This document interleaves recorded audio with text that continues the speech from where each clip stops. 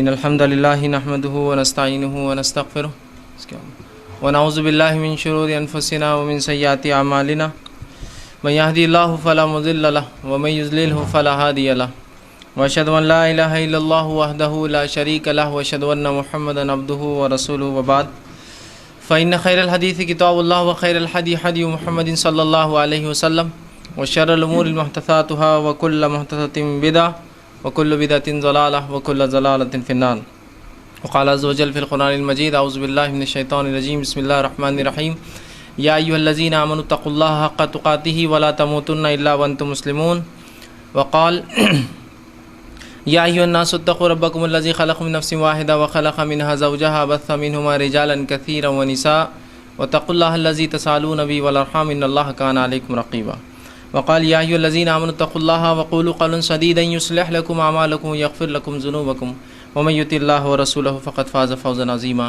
اللهم صل على محمد وعلى آل محمد كما صليت على إبراهيم وعلى آل إبراهيم إنك حميد مجيد اللهم بارك على محمد وعلى آل محمد كما باركت على إبراهيم وعلى آل إبراهيم إنك حميد مجيد رب اشرح لي صدري ويسر لي أمري واحلل عقدة من لساني يفقهوا قولي أما بعد تمام تعریفیں اس اللہ عز و جل کے لیے لائق و زیبا ہے جو تمام جہانوں کا بنانے والا اور اسے پالنے والا ہے، اور درود و سلام اس کے آخری نبی محمد صلی اللہ علیہ وسلم پر۔ الحمدللہ ہم تمام یہاں اس ہفتے واری درس قرآن کے لیے جمع ہوئے ہیں۔ انشاءاللہ عزیز جو کڑی اور جو سیریز ہماری چل رہی تھی وہ تھی طہارت کے تعلق سے، اور سب سے پہلے اس میں ہم نے جو ہے رفع حاجت کے احکام میں نے آپ کے سامنے بہرا رکھنے کی کوشش کی، جو 2 ہفتے پہلے ہم نے دیکھے۔ اس کے بعد پچھلے ہفتے میں نے آپ کے سامنے جو ہے کچھ باتیں وضو کے تعلق سے، وہ کون سے امور ہے جو وضو کو جو ہے ہم پر کون سے امور ہے جو وضو کو ہم پر جو ہے واجب کر دیتے ہیں، وہ کیا کام ہے جن کے کرنے سے جو وضو ٹوٹ جاتا ہے۔ بہرحال مختلف بہت ساری باتیں بہرحال پچھلی بار وضو اور وضو کے تعلق سے جو باتیں ہو سکتی تھی میں نے آپ کے سامنے بہرحال رکھنے کی کوشش کی۔ اب آئیے بہرحال آج جو ہے ہم کچھ باتیں جو ہے غسل کے تعلق سے دیکھنے کی کوشش کرتے ہیں کہ غسل کیا ہے اور کب ہم پر واجب ہوتا ہے، اور کچھ بہرحال بنیادی باتیں غسل کے تعلق سے ہم دیکھنے کی کوشش کریں گے۔ سب سے پہلی چیز تو جب بھی ہم یہ تمام چیزوں کو سیکھیں، چاہے طہارت کے مسائل ہو، نماز ہو، روزہ ہو، زکوٰۃ ہو، حج ہو، یہ تمام چیزیں یہ تمام عبادت کا حصہ ہے، یاد رکھیے ان کو سیکھنے کا بھی ثواب ہے۔ ورنہ لوگ یہ سمجھتے ہیں کہ صرف عبادت کرنے کا ثواب ہے، جو مخصوص عبادتیں ہیں، جو فرائض ہے جیسے نماز ہے، روزہ ہے، زکوٰۃ ہے، حج ہے، لیکن ان کو سیکھنا ان کے نزدیک عبادت نہیں ہوتا یا باعث اجر و ثواب نہیں ہوتا، تو لہٰذا ہم سیکھنے پہ اس لیے زیادہ وقت نہیں ڈالتے ہیں۔ ٹھیک، ہمارے لیے وہ عبادت کا کرنا ہے، ہمیشہ نماز پڑھنا ہمارے لیے اہم ہے۔ نماز سے پہلے وضو طہارت اس کے سیکھنے کی کوئی اہمیت نہیں ہمارے پاس۔ ٹھیک، اور ہوتا یہ ہے کہ ہم اس معاملے کو بہت آسانی سے لے لیتے ہیں۔ رہا مسئلہ ان لوگوں کا جن کے پاس علم نہیں ہوتا، وہ اس مسئلے کو بڑے سنگینی سے لیتے ہیں۔ ان کے پاس ہر بار آپ کو طہارت کی باتیں، طہارت کے تعلق سے، طہارت کے مسائل یا مختلف چیزیں وہ سکھاتے ہیں، لیکن ہمارے پاس ایک افسوسناک بات ہے، وہ لوگوں کے پاس بالخصوص جو کتاب و سنت کو مانتے ہیں کہ طہارت کے تعلق سے بہت کم ہم ترجیح دیتے ہیں، یا اس کی طرف جو ہمارا بہت کم رجحان ہوتا ہے، یا اس کے مسائل پہ ہم بہت کم بات کرتے ہیں۔ اس کے دیگر باتیں جو طہارت کی بنیاد پر ہوتی ہے، جیسا حج ہو گیا، عمرہ ہو گیا، یا اس کے بعد نماز ہوگی، اس پہ ہم بڑا ڈسکشن کرتے ہیں۔ تو ضرورت یہ بات کی ہے کہ وہ چیزیں جو بنیاد ہوتی ہے کسی چیز یا کسی عمل کے کرنے کے لیے، وہ بنیادوں کو زیادہ اہمیت دی جائے ان عمل سے، اس لیے کہ وہ بنیادیں وجہ بنتی ہے اس عمل کے تکمیل تک پہنچانے کے لیے۔ جیسا کہ میرا طہارت وجہ بنتی ہے میری نمازوں کے لیے، اس کی جگہ طہارت درست نہیں تو پھر نمازوں کا معاملہ بہرحال درست نہیں ہو سکتا، یاد رکھ۔ تو لہٰذا ہم جتنی اہمیت عبادتوں کو دیتے ہیں، فرائض کو دیتے ہیں، اس سے کئی گنا زیادہ اہمیت وہ چیزوں کو دیجیے جو اس چیز تک پہنچاتی ہے، اس عبادت کو قابل قبول بناتی ہے اللہ کے پاس، یاد رکھیے۔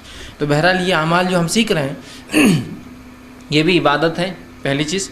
دوسرا، کچھ لوگ یہ غلط فہمی میں ہوتے ہیں کہ یار یہ سب تو اس میں کچھ باتیں ایسی ہوتی جو بہائی جیسی دکھتی ہے، وہ بہائی لیکن ہوتی نہیں ہے۔ ایک چیز ہے کسی چیز کو آپ کے نزدیک کچھ ہونا، اور ایک ہے شریعت کے نزدیک اس کا مقام۔ تو یاد رکھیے اگر کچھ چیزوں کو ہم بہائی سمجھ کے طہارت کے مسائل کو چھوڑ دیں گے تو بہت سی بار اپنی عبادتوں کو ہم اسی وجہ سے ضائع کر دیں گے کہ ہمیں اپنے نزدیک ہم نے سوچ لیا کہ یہ بہائی ہے، جس کے بنیاد پر ہم وہ کام نہیں کرتے، یا وہ کام بولتے نہیں، وہ کام میں شرماتے ہیں، اور جس کی بنیاد پر پھر ہماری عبادتیں، نمازیں، روزے، معاف کرنا نماز ہے، طواف ہے، وہ عبادتیں بہرحال جن کا تعلق طہارت سے ہے، وہ تمام عبادتیں ہماری ضائع ہو جاتی ہیں۔ تو اس معاملے میں جو ہے جب معاملہ کتاب و سنت کے سیکھنے سکھانے کا ہے تو اس میں خواہ مخواہ کی شرم اختیار نہ کریں۔ شریعت بہت باحیا ہے، شریعت ہم کو حیا کا درس دیتی ہے، لیکن اسی باحیا شریعت نے یہ تمام باتیں ہم کو سکھائی. تو سمجھ میں آ رہی بات، یہ بے حیائی نہیں اگر ہم یہ باتیں ڈسکس کرتے ہیں. چونکہ پچھلی مرتبہ میں نے کچھ باتیں وضو کے تعلق سے رکھی، نواقص وضو کن چیزوں سے ٹوٹ جاتا ہے رکھی، اور کچھ باتیں آج غسل کے تعلق سے آئیں گی جو اور بڑے جو ایسے کام ہوتے ہیں جن کے انسان، جیسا کہ نجاست، گندگی یا جو ہے غلاظت کی، اور ایسی بڑی کام جو انسان سے ہوتے ہیں جس کی بنیاد پر اس کا غسل ٹوٹ جاتا ہے. وضو جو ٹوٹتا ہے وہ ایسی نجاستیں ہوتی ہیں جو چھوٹی حدث، ایسی حدث ہے جو چھوٹی ہے پھر بھی، لیکن جب غسل کی بات آئیں گی تو آپ یہ غلط فہمی مبتلا مت ہوئیے کہ یہ تو بے حیائی ہے، بلکہ یہ تو علم ہے. اس کو سیکھے بغیر ہمارے پاس چارہ نہیں. یاد رکھیے، تو یہاں خام و خواہ کی حیا اختیار کرنا بہت زیادہ نقصان کا باعث ہو سکتی ہے. جیسا کہ میں ایک واقعہ بہرحال پچھلی بار سنایا تھا، یہ واقعہ اس لیے سناتا ہوں تاکہ ہم اس سے بات کو سمجھیں کہ ایک مرتبہ جو ہے ایک خاتون تھے، وہ حج کے لیے گئے. جب حج کو گئے وہاں تو کچھ مسائل طہارت کے اعتبار سے ان کو ہو گئے، جس کو پوچھنے میں ان کو حیا محسوس ہوئی، اور انہوں نے وہ بات اپنے محرم کو بھی نہیں بتائی کہ ایسا ایسا مسئلہ ہے بہرحال. اور وہاں سے وہ نکل کر آ گئی. مطلب انہوں نے طواف افاضہ، جو طواف ہوتا ہے جو کہ رکن ہے حج کا، وہ نہیں کیا. اور چونکہ ان کو حیض آ گیا تو انہوں نے بتانا مناسب نہیں سمجھا، چونکہ ان کی نزدیک یہ بے حیائی تھی. اور ظاہر سی بات ہے، ہندوستان سے جانے والے کے لیے حج بولے تو بہت بڑا وہ چیز ہے. ایک تو مالی اعتبار سے بہت بڑا مسئلہ ہے، پھر ایک عورت کو جانے کا موقع مل جائے یہ اور بڑی بات ہے اس کے لیے، اس لیے کہ اس کے لیے اس کا محرم کا ساتھ ہونا شرط ہے. پھر اگر اولاد کی پیدائش ہو گئی، دیگر مسائل ہے، تو پھر اس کے لیے وہ چیز چوک جاتی ہے نا. جیسے شادی شدہ عورت ہے اور اگر سال 2 سال میں اس کو اولاد ہوتی رہی تو پھر بچوں کو لے جانا مشکل. تو اس کے لیے تو بڑا اہم تھا کہ ایک وقت میں صحیح فائدہ اٹھا لے. لیکن چونکہ انہوں نے اس کو بے حیائی کا تقاضا سمجھا کہ اگر میں یہ مسائل پوچھ لوں اپنے محرم سے یا موجودہ علماء سے، انہوں نے نہیں کیا اور خاموشی سے نکل کر آ گئی. ہندوستان آنے کے بعد کسی نے احساس دلایا کہ کم از کم پوچھ تو لو کیا ہوا. تو پھر مجھ سے پوچھا تو میں نے کہا نا آپ کا حج ہوا، اس لیے کہ آپ نے ایک رکن چھوڑ دیا. رکن چھوڑنے سے عبادت ضائع ہو جاتی ہے. تو طواف افاضہ نہیں کرنے سے حج نہیں ہوا. آپ پر ایک دم بھی لازم آیا کہ آپ نے ایک رکن چھوڑ کے آ گئے نا، اور حج بھی نہیں ہوا آپ کا. اب دیکھیے کتنے خرچے کی بات ہے. ہندوستان سے پھر جانا، ساتھ محرم کا، اگر اس کا حج 1 لاکھ کا ہے تو اس کے محرم کو ساتھ جانا پڑے گا، اس کے لیے اس کا حج ملا کے 2 لاکھ. سفر کی تکلیف ہے پھر سے برداشت کرنا، بچے تھے اگر چھوڑ کے گئی تھی تو وہ برداشت کرنا، ایک دم بھی دینا چونکہ اس سے اگر دم تو یہاں سے بھی وہ کسی سے بول کر دے دیں گے. کتنے مسائل ہو جاتے ہیں نا. تو اگر وہ اس معاملے میں وہ حیا کے تقاضے نہ رکھتی جو خامخواہ کی ہے، ریئلسٹک ہوتی، حقیقی دنیا میں جیتے، اور جہاں یہ تمام معاملے اللہ رب العزت نے انسان کے ساتھ لگا دیے ہیں، ان معاملات کو اسی سنجیدگی سے لے جس سنجیدگی شریعت نے بتایا، خامخواہ کے حیا کے تقاضے نہ رکھے، تو انشاءاللہ عزیز بہت فائدہ ہوگا. اس لیے کہ شریعت ہم سے زیادہ باحیا ہے، وہ جانتی ہے کیا بتانا ہے کیا نہ بتانا ہے، کس چیز کو ڈسکس کرنا اچھا ہے کس کو ڈسکس کرنا اچھا نہیں ہے. تو یہاں شریعت نے یہ تمام باتیں بتائی ہیں. تو لہٰذا جب میں کچھ باتیں اس میں رکھوں گا تو آپ اس کو خامخواہ کی حیا کے اوپر نہ لے جائیں. یا بہت سے لوگ ہوتے بھائی فیض بھی بڑی بے شرمی سے فلاں الفاظ ادا کر دیتے، فلاں کر دیتے ہیں نا، بہت سی بار ہوتا ہے. اور کچھ خواتین مجھے بعد میں وہ بھی دیا کہ فیض بھائی کا استغفار ہم پڑھتے بیٹھتے، بولے اتنے بار الفاظ ادا کرتے کچھ بھی، اور ہم کا استغفار کرنا پڑتا ہے، ان کا استغفار پتہ نہیں کون کرتا ہوں گا.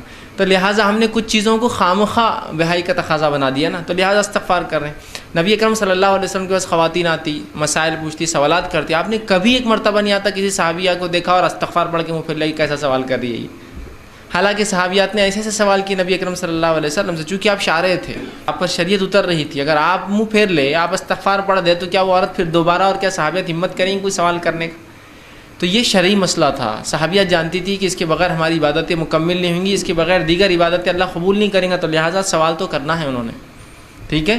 تو بہرحال اس چیز کو، ہاں ظاہر سی بات ہے میں عام ڈسکشن میں کسی عورت سے بیٹھ کر یہ سب باتیں نہیں کر سکتا ہوں، لیکن ایسی مجالس سے جہاں لوگ کامن ہیں اور لوگ سمجھ رہے اور علم سیکھنے سکھانے کا مرحلہ ہے، تو ان تمام باتوں کو میں سمجھتا ہوں آپ لوگ اسی انداز سے لیں گے.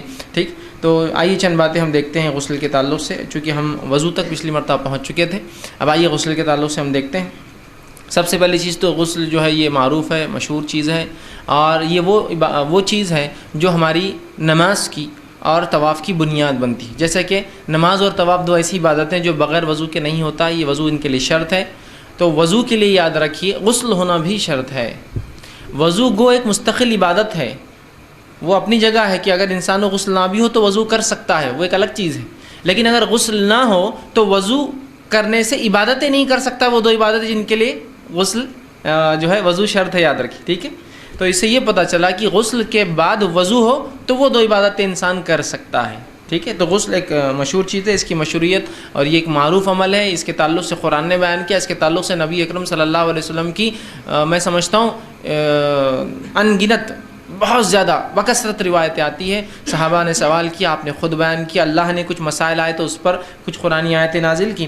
سب سے پہلی چیز تو یہ کہ اللہ سبحانہ تعالیٰ نے اس بات کو سورہ مائدہ آیت نمبر 6 میں فرمایا اور بیان کیا، وَإِن كُنتُمْ جُنُوبًا فَاتَّطَہَّرُوا، کہ اگر تم میں سے کوئی جنوبی ہو جائے، ٹھیک، تو پھر وہ کیا کرے، وہ فَاتَّطَہَّرُوا کے اندر جو ہے غسل شامل ہے، یاد رکھیں. تو وہ پھر غسل کرے، ٹھیک. کہ تو وضو کا انشاءاللہ ہم نے پہلے تفصیلات دیکھ چکے ہیں، ہم غسل کی بات کر رہے ہیں ابھی صرف، ٹھیک. تو اگر تم میں سے کوئی شخص جو ہے جنوبی ہو جائے، حالت جنابت میں ہو، مطلب اس کا غسل ٹوٹ جائے، تو وہ کیا کرے، غسل کرے، طہارت حاصل کرے غسل کے ذریعے، ٹھیک. اسی طرح دوسرے مقام پہ سورہ نساء سورہ نمبر 4 آیت نمبر 43 سے 43 میں اللہ رب العزت فرماتا ہے اور کہتا ہے وَلَا جُنُوبًا إِلَّا آبِرِي سَبِيلٍ حَتَّى تَغْتَسِلُوا، کہ اللہ فرماتا اور کہتا ہے اور جنابت کی حالت میں نماز کے قریب نہ جاؤ حتیٰ کہ تم غسل کر لو، مگر یہ کہ راہ چلنے والے مسافر ہو. اگر مسجد سے جانا ہو یا گزرنا ہو تو انسان گزر سکتا ہے جنابت کی حالت میں، صرف گزرنا ہے، لیکن جب تک غسل نہ کر لے تو نماز نہیں پڑھ سکتا. تو اس سے پتہ چلا کہ جس کا غسل نہیں اس کی نماز نہیں، یاد رکھی. جیسا جس کا وضو نہیں اس کی نماز نہیں، تو جس کا غسل نہیں تو اس کا وضو نہیں تو اس کی نماز نہیں، ایسا بول سکتے صرف عبادت کے حد تک. ورنہ وضو ایک مستقل عبادت ہے، اس کو غسل نہ بھی ہو تو آپ کر سکتے، اس کا ثواب ملیں گا. لیکن جب عبادت کا معاملہ آئے گا تو پہلے غسل اور اس کے بعد وضو دونوں کا ہونا ضروری ہے. اس کے بعد ہی ہماری عبادتیں جن کے لیے وضو شرط ہے وہ قبول ہوتی، یاد رکھیں، ٹھیک. اسی طرح صحیح مسلم کی روایت ہے، نبی اکرم صلی اللہ علیہ وسلم فرماتے اور کہتے جب مرد کی شرمگاہ عورت کی شرمگاہ سے تجاوز کر جائے، مل جائے تو غسل واجب ہو جاتا ہے. تو یہاں بھی اس حدیث میں دیکھیے غسل کے الفاظ آئے کہ جب مرد کی شرمگاہ عورت کی شرمگاہ سے مل جائے تو اس پر غسل واجب ہے، ٹھیک. اور اسی طرح بہت ساری باتیں جو ہے قرآن آیتوں میں آتی ہیں جس میں غسل کے تعلق سے بتایا گیا. اب آئیے وہ کام جس کی وجہ سے غسل واجب ہوتا ہے اسی سے شروع کرنا پڑے گا اس کو، تاکہ غسل واجب کب ہوتا ہے، اور پھر انشاءاللہ میں اس کا طریقہ آپ کے سامنے رکھوں گا کہ غسل کب واجب ہوتا ہے کہ انسان پر، کب اس کے لیے ضروری ہے کہ وہ غسل کرے، ٹھیک. تو اس معاملے میں یاد رکھیے چند ہی چیزیں ہیں، اس کو اگر یاد رکھ لیں تو بہت آسان ہوتا ہے. ورنہ بہت سے لوگ ہوتے ہیں چیزوں کو یاد نہیں رکھتے اور بعد میں پریشان ہوتے یہ ہوا یا نہیں ہوا، یہ کرا. جیسا کہ وضو ہے، وضو ہوا نہیں ہوا شک، غسل ہوا نہیں ہوا شک، نماز ہوئی نہیں ہوئی شک، بندہ ہر عبادت میں شک کرتے ہیں. لیکن اگر آپ علم حاصل کریں، یاد رکھیے مسائل کا، تو آپ کی عبادتوں میں مضبوطی پیدا ہوتی ہے. آپ اس میں شبہات اور شکوک اور شیطان کی طرف سے جو وساوس ہوتے ہیں اس سے بچ جاتے زیادہ تر. ایسے وساوس جو آپ کی عبادتوں میں شک ڈالتے ہیں کہ بھائی غسل ٹوٹ گیا ہوگا، وضو ٹوٹ گیا ہوگا، ہے نا، ناخن بڑے پتہ نہیں نماز ہو رہی نہیں ہو رہی، مطلب علم ہی نہیں اس چیز کا، فلاں چیز ہوگی تو اب میری نماز ہونگی نہیں ہونگی. تو اگر علم ہو جائے تو آدمی مضبوط ہوتا ہے، کم از کم اپنی عبادتوں میں وہ کشمکش میں نہیں ہوتا ہے اور ہاں اور نہ کے بیچ میں نہیں کرتا، یقینی کرتا ہے کہ عبادتیں ہو رہی میری، ٹھیک ہے. تو اس بات کو ہم سمجھیں.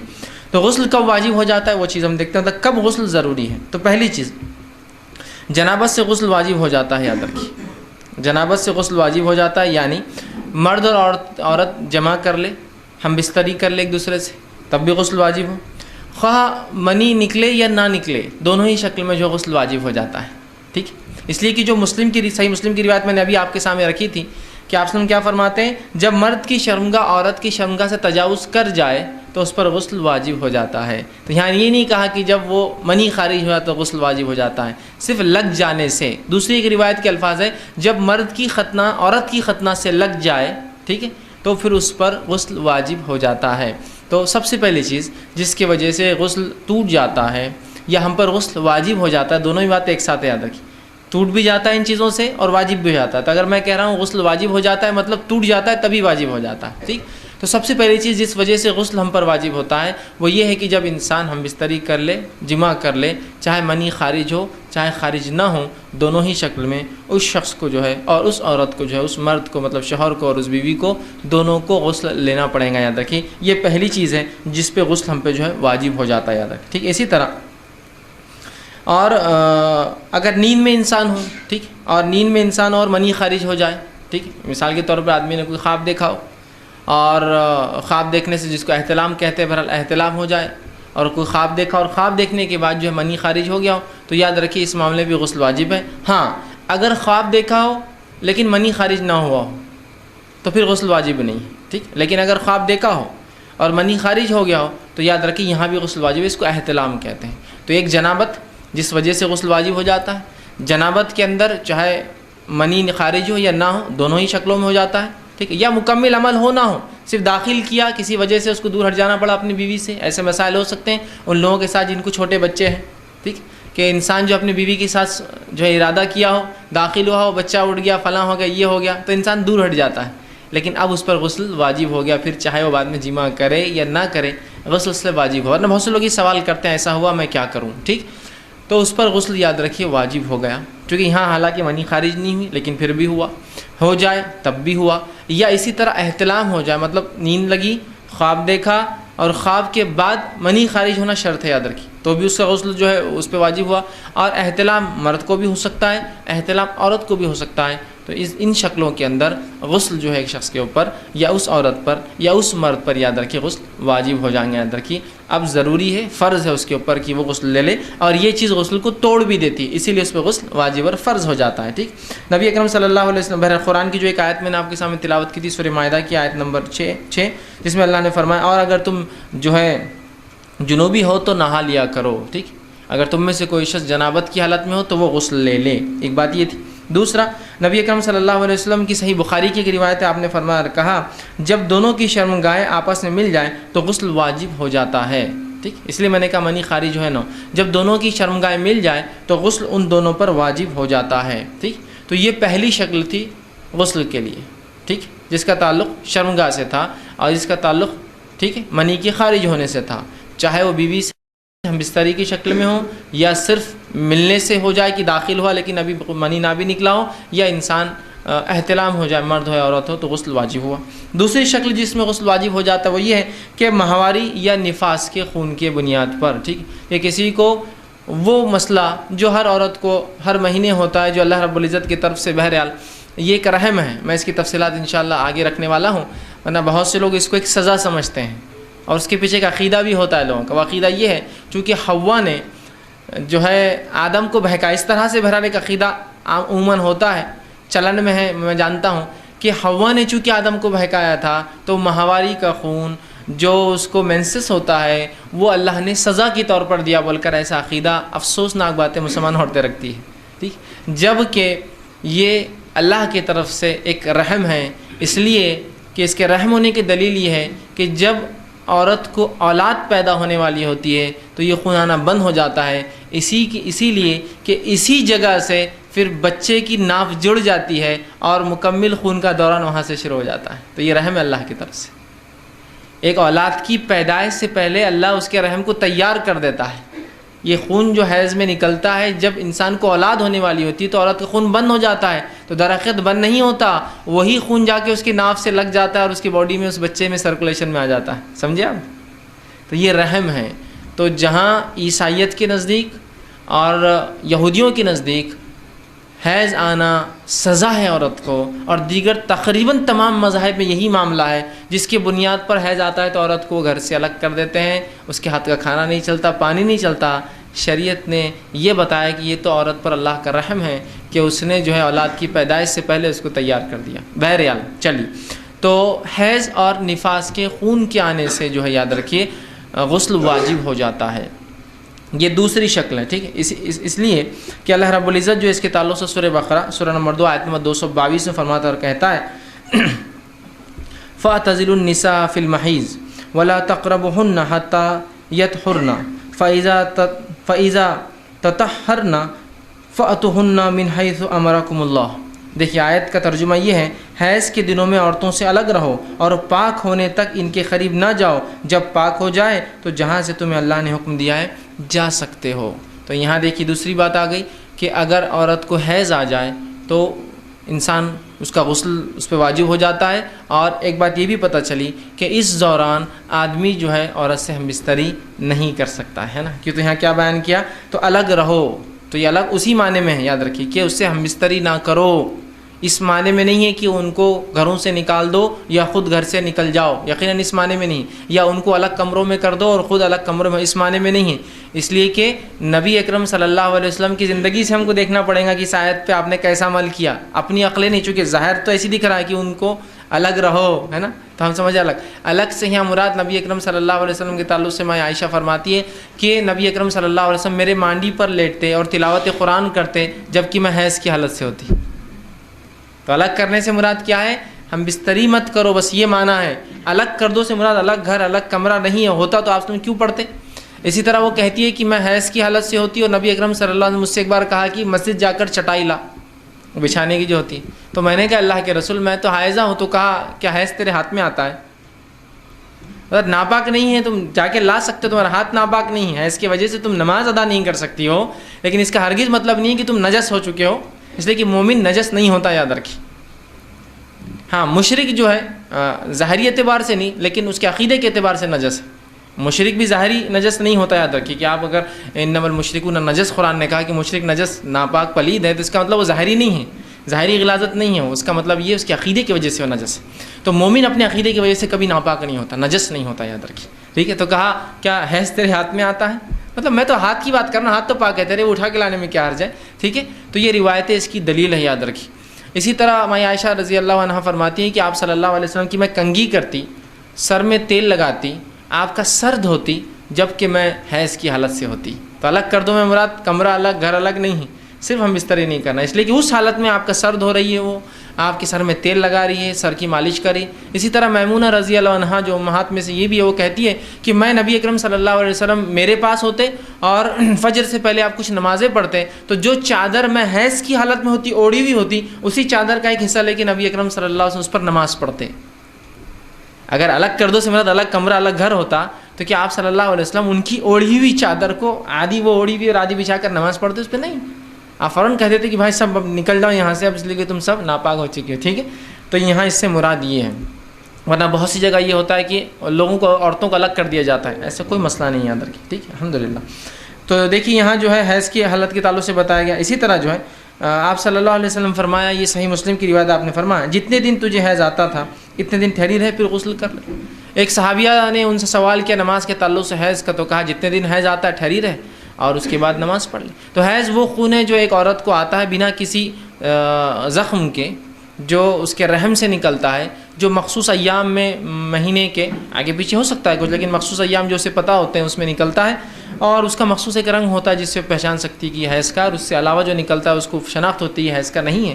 بہرحال اس کو حیض کہا جاتا ہے. اب نفاس کیا ہے؟ نفاس وہ خون ہوتا ہے جو اولاد کی پیدائش کے بعد نکلتا ہے، جس کی مدت جو ہے مختلف عورتوں کو، اور حیض اور نفاس دونوں کی مدت مختلف عورتوں کو مختلف علاقے کے اعتبار سے، سرد اور گرمی کے اعتبار سے، جسامت کے اعتبار سے، دبلے اور موٹے ہونے کے اعتبار سے، حالت کے اعتبار سے مختلف آتی ہے، نسل کے اعتبار سے مختلف ہوتی ہے. اس میں کوئی جس کو کہیں گے کہ ریجڈ رول نہیں ہے کہ ایسا ایسا ایسا ہوتا ہے، کچھ بھی ہو سکتا ہے، اینی تھنگ. ٹھیک.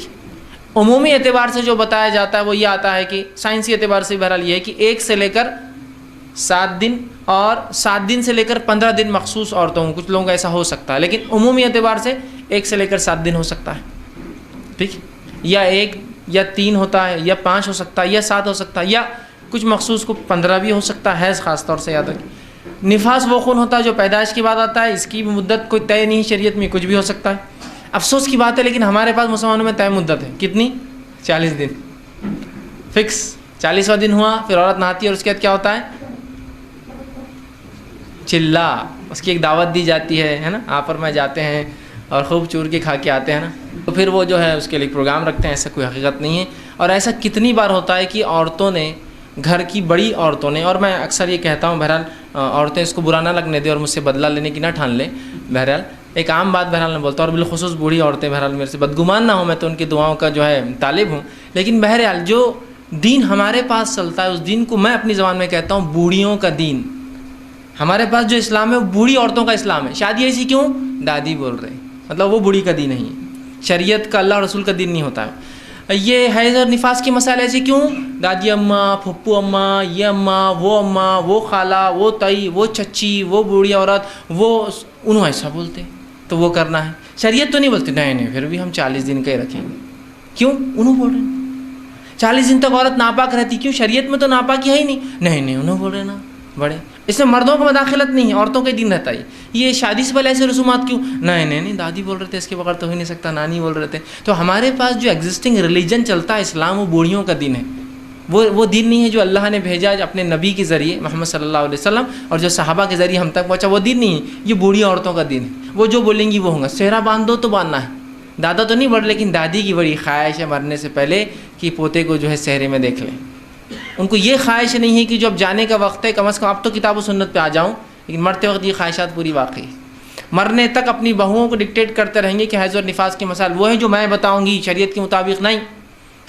ہمارے خاندان میں 7 دن عورت حائضہ رہتی ہے تو 7 دن رہو، آتا ہے نہیں آتا رہو، بس سمجھ رہے آپ بات کو؟ بوڑھیوں کا دین، ٹھیک۔ تو بہرحال میں عورتوں کے خلاف بھی نہیں ہوں، بالخصوص بوڑھی عورتوں کے نہیں، لیکن میں یہ کہنا چاہتا ہوں کہ عورتیں اگر علم نہ ہو تو خواہ دین میں تبدیل لانے کی کوشش نہ کرے، اور یہ جسارت بہت بہت بڑی چیز ہوں گی آخرت کے اعتبار سے، یاد رکھیے کتاب و سنت کے مطابق۔ اور افسوس ہمارے پاس جو طہارت کے مسائل اکثر چلتے ہیں، وہ طہارت کے مسائل کتاب و سنت کے مطابق میں کہہ رہا ہوں نہیں ہیں، وہ اکثر طہارت کے مسائل یا تو یہودی روایتوں کی بنیاد پر ہیں یا نصرانی روایتوں کی بنیاد پر، جس کو اسرائیلیات بولتے ہیں۔ اسرائیلیات کے مطابق ایک عورت 40 دن تک جو ہے نفاس کی حالت میں رہتی ہے اور 40 دن پاک ہوتی ہے، یہ بائبل کی روایت ہے 40 کے لفظ کے ساتھ۔ مسلمانوں مین و نان لے لیا، نبی اکرم صلی اللہ علیہ وسلم کیا فرمانے، خون آئے تو ٹھہری رہے، رک جائے تو غسل کر لے، ختم۔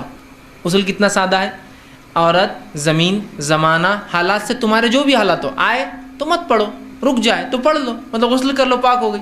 تو اب انسان کو اولاد پیدا ہوئی ایک عورت کو، 10 دن خون آیا، 11 دن بند ہو گیا، 12 دن نہیں آیا، ختم، غسل ہو گیا، نماز شروع ہو گئی۔ سمجھے بات کو؟ یہ معنی ہے نہیں ہم تو 40 ٹھہرے رہیں گے، اس لیے کہ ہم بائبل پر زیادہ اعتماد کرتے بنسبت کتاب و سنت کی روایت کی۔ دیکھیے آپ، یہ کامن ہے، یہ الگ بات ہے کہ یہ چیزیں ظاہر نہیں ہوتی ہیں، لیکن چونکہ مجھ تک بہت سارے سوالات آتے تھے، یہ مسائل میرے سامنے آتے رہتے کہ بھائی فلاں یہ ہے، دادی یہ بولتے، چچی یہ بولتے، ہمارے گھر میں یہ ایسا نہ کرے تو ہم کو بول رہے کہ تم گھر سے چل جاؤ میاں بیوی، اس لیے کہ تمہارے وجہ سے نحوست آ رہی پورے گھر میں۔ ایک صاحب نے جو ہے اپنے گھر کے اندر جو عقیقہ رکھ لیا، اب عقیقہ جب رکھا تو 40 دن کے اندر رکھ لیا انہوں نے، تو ان کے گھر والوں نے ان کو گھر سے ہکال دیا، اس عورت کو بھی اس اپنے بیٹے کو بھی۔ جاؤ بولے، اس لیے کہ ابھی چھوت کے دن تھے اس کے، بولے ابھی ناپاکی کے دن تھے تمہاری بیوی کے اور تم عقیقہ کر رہے، بولے تم پر لعنت ہے، بولے نکل جاؤ یہاں سے۔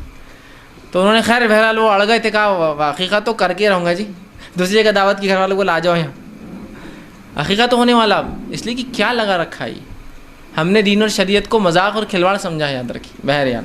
تو دوسری چیز، حیض اور نفاس، اس کی کوئی طے شدہ وقت نہیں ہے، اس کے کوئی طے شدہ ایام نہیں ہے، ہر عورت زمین، زمانے، ماحول، حالات کے اعتبار سے مختلف ہو سکتے ہیں، ٹھیک۔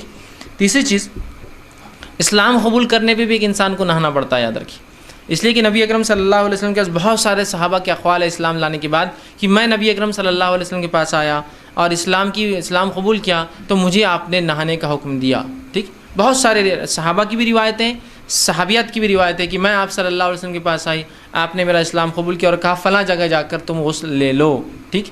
تو اس سے بھی پتہ چلا کہ اسلام لانے سے غسل ایک انسان پر واجب ہو جاتا ہے۔ اور اس کے تعلق سے جو روایتیں آتی ہیں بہرحال وہ بہت ساری ہیں، جیسے کہ ایک روایت ہے کہ صحیح مسلم کی روایت ہے، اور سمامہ بن اسال الحنفی، یاد رکھیے یہ قبیلہ حنفیہ کے تھے، حنفی بولے تو آپ حنفی شافی مت سمجھیے، ٹھیک ہے، اس قبیلے سے ان کی نسبت تھی، اس لیے الحنفی ان کے آگے لگا ہوا ہے۔ جب انہوں نے اسلام قبول کیا تو آپ صلی اللہ علیہ وسلم ان کو غسل کا حکم دیا کہ جاؤ غسل کرو، اس لیے کہ تم نے اسلام قبول کیا۔ تو یہ تیسری چیز۔ چوتھی چیز جو ہے موت جو ہے اس سے بھی غسل واجب ہو جاتا ہے، اس لیے کہ آپ صلی اللہ علیہ وسلم میت کو غسل دینے کا حکم دیا رکھے، تو موت بھی جو ہے غسل کو جو ہے واجب کر دیتی ہے۔ اور اس تعلق سے بہت ساری صحیح روایتیں موجود ہیں کہ موت سے غسل انسان پر جو ہے واجب آ جاتا ہے۔ تو یہ چند مقامات تھے جہاں غسل واجب ہوتا ہے، اور وہ 4 ہی چیزیں یاد رکھیے، اتنی جس سے غسل آپ پر واجب ہوتا ہے۔ اس کے علاوہ تمام چیزوں میں غسل جو ہے مستحب ہوں گا، میں آگے رکھوں گا کہاں کہاں غسل مستحب ہے، ابھی ہم صرف وہاں وہ باتیں رکھ رہا تھا جہاں واجب ہو جائیں گا۔ تو ان تمام حالات میں آپ پر غسل یا مجھ پر غسل یا مرد ہو اس امت کے یا عورتیں ہو اس امت کی، ان پر غسل واجب آ جائیں گا، جس کے اندر سے 3 باتیں تو کامن ہیں مرد اور دونوں کے لیے، کہ جیسا کہ احتلام ہو جائے یا ہم بستری کریں دونوں کے لیے، اسی طرح اسلام قبول کر لے یا موت آ جائے دونوں کے لیے۔ حیض اور نفاس کا معاملہ صرف عورتوں کے لیے، تو عورتوں کے لیے 4 چیزیں ہیں جن سے ان کا غسل ان پہ واجب ہوتا ہے، مردوں کے لیے 3 چیزیں جن پہ غسل واجب ہوتا ہے، مسلمان ہونے کی وجہ سے ایک چیز اور کم ہو جاتی ہے، اسلام قبول کرتے تو صرف 2 چیز باقی بچتی ہیں ہمارے پاس جس سے ہم پہ غسل واجب آ جاتا ہے بس، اور اس میں بھی ہم مر جاتے ہیں تو غسل دوسرے کراتے ہیں، تو ایک ہی چیز یاد رکھنا ہے آپ کو غسل کے لیے، موت ہوتی ہے تو ہم تھوڑی غسل کرتے ہیں، لوگ کراتے ہیں تو ان کو یاد رکھنا چاہیے کہ مجھے غسل کرانا ہے، ان کو میں تو نہیں کروں گا، تو ایک ہی چیز یاد رکھنا ہے آپ کو، ہے نا۔ لیکن اتنے پہ بھی کنفیوژن، اتنے پہ بھی کنفیوژن، میں نے فلاں کیا میرا غسل باقی ہے نہیں ہے، میں نے یہ کھا لیا میرا غسل باقی ہے نہیں ہے، میں نے وہ دیکھ لیا میرا غسل رہا ہے نہیں رہا، میں نے اتنا واضح ہے، اس کے بعد بھی شکوک اور شبہات اپنی عبادت میں نہیں ہونا چاہیے. ٹھیک، تو کتنا آسان ہے. دیکھیے ایک ہی چیز میں سمجھ رہا ہوں جو ظاہر ہے، ایک چیز عورتوں کے لیے خاص، ایک چیز مرد عورت دونوں کے لیے، اور دو چیزیں ایک اسلام قبول کرنے والے کے لیے تو میرے لیے نہیں، کوئی نو مسلم ہو تو اس کو آپ کروا سکتے، آپ کے سامنے قبول کریں، اور ایک مر جائے تو وہ میں بھی نہیں کروں گا، آپ بھی مر جائے تو آپ کے لیے بھی کوئی دوسرا کریں گا، عورتیں مرے یا کوئی دوسرا کرتا ہے وہ ان کو یاد رکھنا چاہیے کہ مجھے غسل کرانا ہے. تو سمپل ایک ہی چیز ہمارے لیے بچتی ہے جس کو یاد رکھنا ہے ذہن میں. عورتیں دو چیزیں یاد رکھ لیں، ہم بستری اور حیض نفاس. مرد ایک ہی چیز یاد رکھے کہ احتلام ہو جائے، منی خارج ہونا اس میں شرط ہے، یا اپنی بیوی سے ہم بستری کی نیت کرے اور کرنا شروع کرے لیکن اس سے منی خارج ہونے سے پہلے کچھ وجہ سے الگ ہو جائے کچھ وجہ، تو بہرحال اس معاملے میں اس پر جو ہے غسل واجب آ جاتا ہے. تو یہ تھے جہاں غسل ہم پر واجب آ جاتا ہے یا غسل ٹوٹ جاتا ہے یا جس کی وجہ سے غسل کرنا ہم پر ضروری ہے. ٹھیک ہے، چلیے آئیے اب اس کے بعد وہ کون سی چیزیں ہوں گی جس کے اندر غسل لینا مستحب ہے. مستحب سمجھ رہے ہیں آپ، اچھی بات ہے، فرض نہیں ہے، یاد رکھیے مستحب ہے. کون کون سی ہے؟ جمعہ کے دن غسل لینا مستحب ہے. حالانکہ اس کے لیے الفاظ واجب کے بھی آئے ہیں حدیث میں، لیکن علماء کہتے ہیں کہ بہرحال پھر بھی یہ جو ہے مستحب کی شکل ہے، بہت اچھی بات ہے، افضل ہے.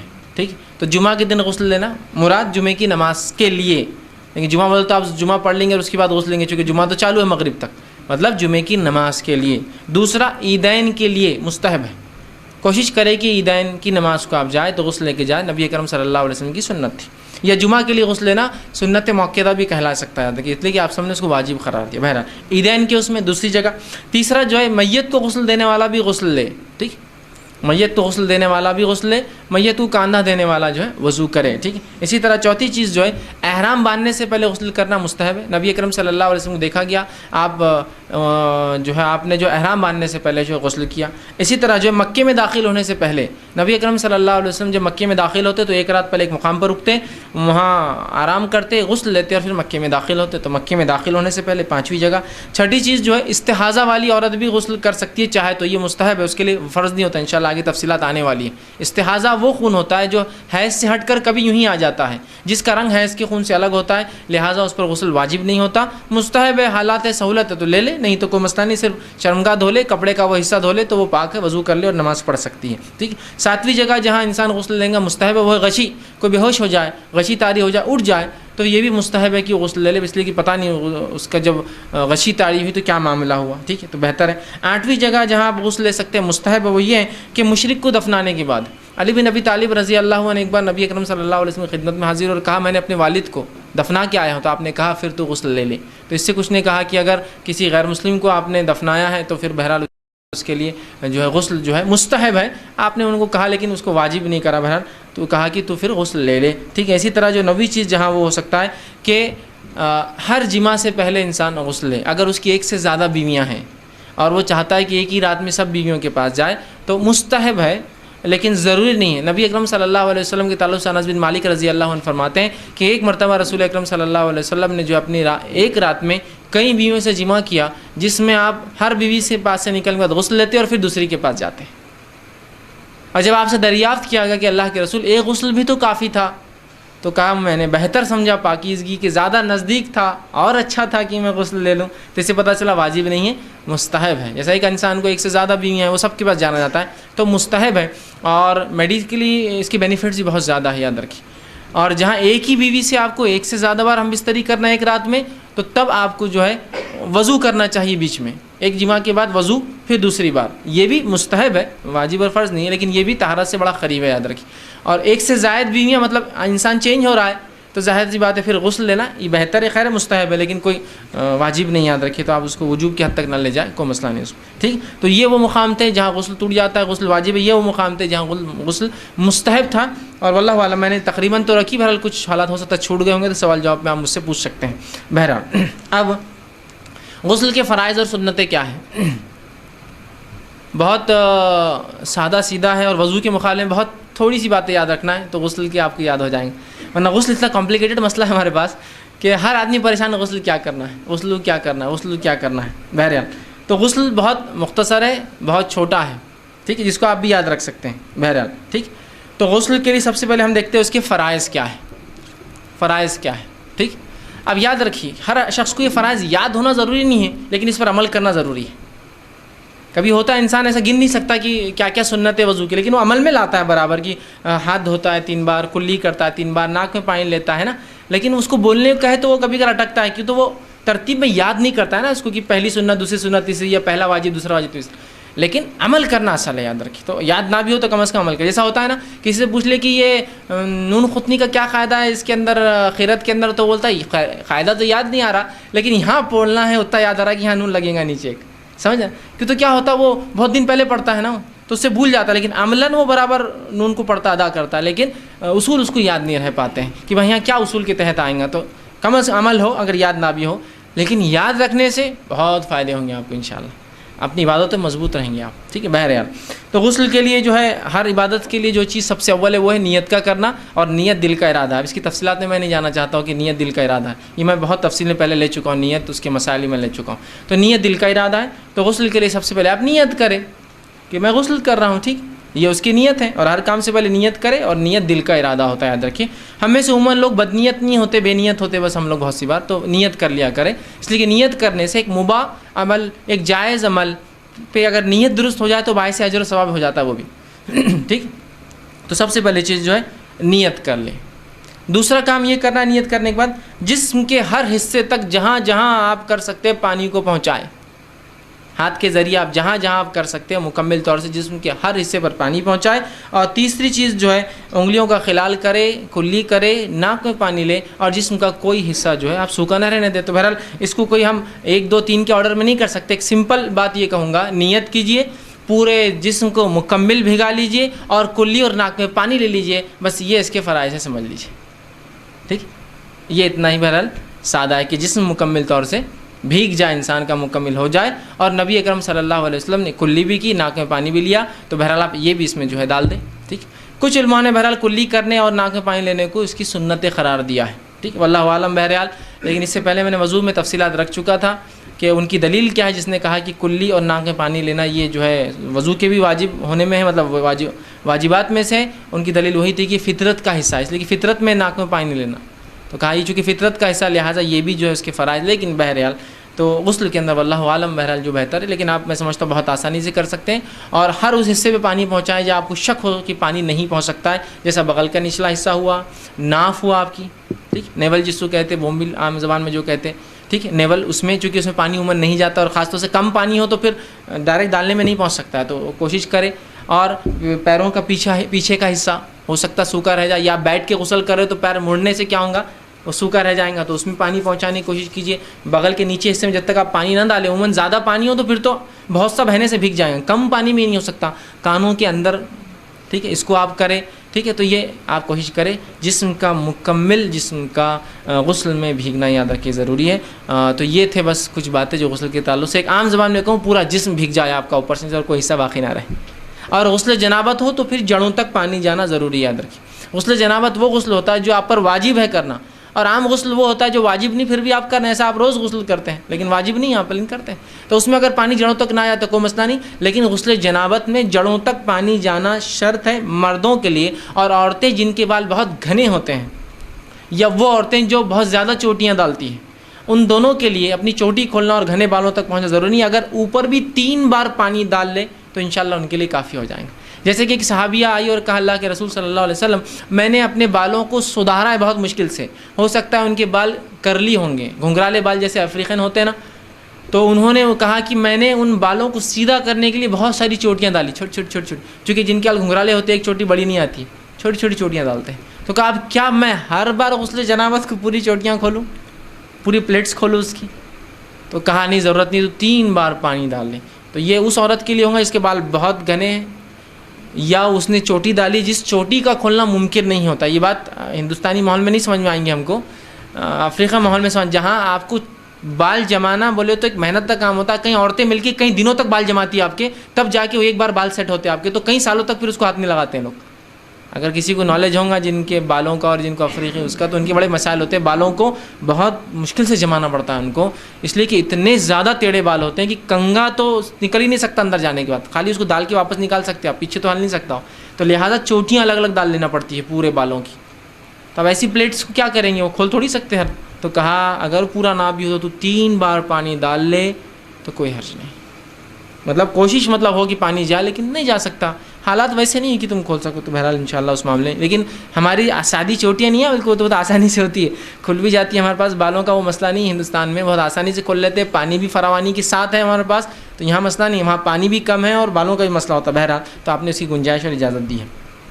تو یہ چند باتیں تھی جو غسل کے فرائض میں آپ گن سکتے ہیں کہ نیت کر لے، مکمل جسم کو بھگا لے اور کلی اور ناک میں پانی بھی اس میں بہرحال شامل کرے، یا وہ حصے جو سوکھے رہ سکتے ڈر ہے ان تمام حصوں تک ہاتھ کے ذریعے پانی لے جا کر اور ہاتھ سے ملے جسم کو، بہرحال یہ اس کی بہرحال فرائض میں آپ گن سکتے ہیں۔ اب آئیے غسل کی سنتیں کیا ہوں گی، ٹھیک ہے، اس کو بھی ہم دیکھ لیتے ہیں۔ سب سے پہلی چیز جو ہے کسی بھی کام سے پہلے بسم اللہ پڑھنا چاہیے، خاص نہیں کہہ رہا ہوں وہاں جانے کے بعد، لیکن ہر کام سے پہلے مومن جو بسم اللہ کہتا ہے، کوئی بھی کام شروع کر رہا ہے، کسی بھی کام کی ابتدا ہے تو بہرحال وہ کر سکتا ہے۔ اسی طرح برتن میں ہاتھ ڈالنے سے پہلے اپنے ہاتھوں کو دھو لیں، جیسا وضو کے اندر آپ سیدھے برتن میں ہاتھ نہ ڈالیں، پہلے ہاتھ دھو لیں، اسی طرح غسل سے پہلے بھی آپ جو ہے سیدھا ہاتھ دھو لیں، سیدھا ہاتھ دھونے کے بعد سیدھے ہاتھ کے ذریعے آپ الٹا ہاتھ دھو لیں، یہ دوسری چیز ہوئی۔ تیسری چیز جو بھی غلاظت وجہ بنی آپ کی غسل کے لیے اس کو پہلے زائل کریں، جیسا کہ غسل جنابت لے رہے ہیں تو ظاہر سی بات ہے شرمگاہ وجہ بنی آپ کے لیے تو پہلے شرمگاہ کو دھو لیں، کوئی اور وجہ بنی جس کی وجہ سے آپ غسل لے رہے ہیں تو پہلے اس چیز کو، اس غلاظت کو زائل کریں۔ جیسے کہ دوسری مثال ہو سکتی ہے کوئی انسان انتقال کر جائے، تو جب انسان انتقال کر جاتا ہے عموماً اس کا پیشاب اور پیخانہ چھوٹ جاتا ہے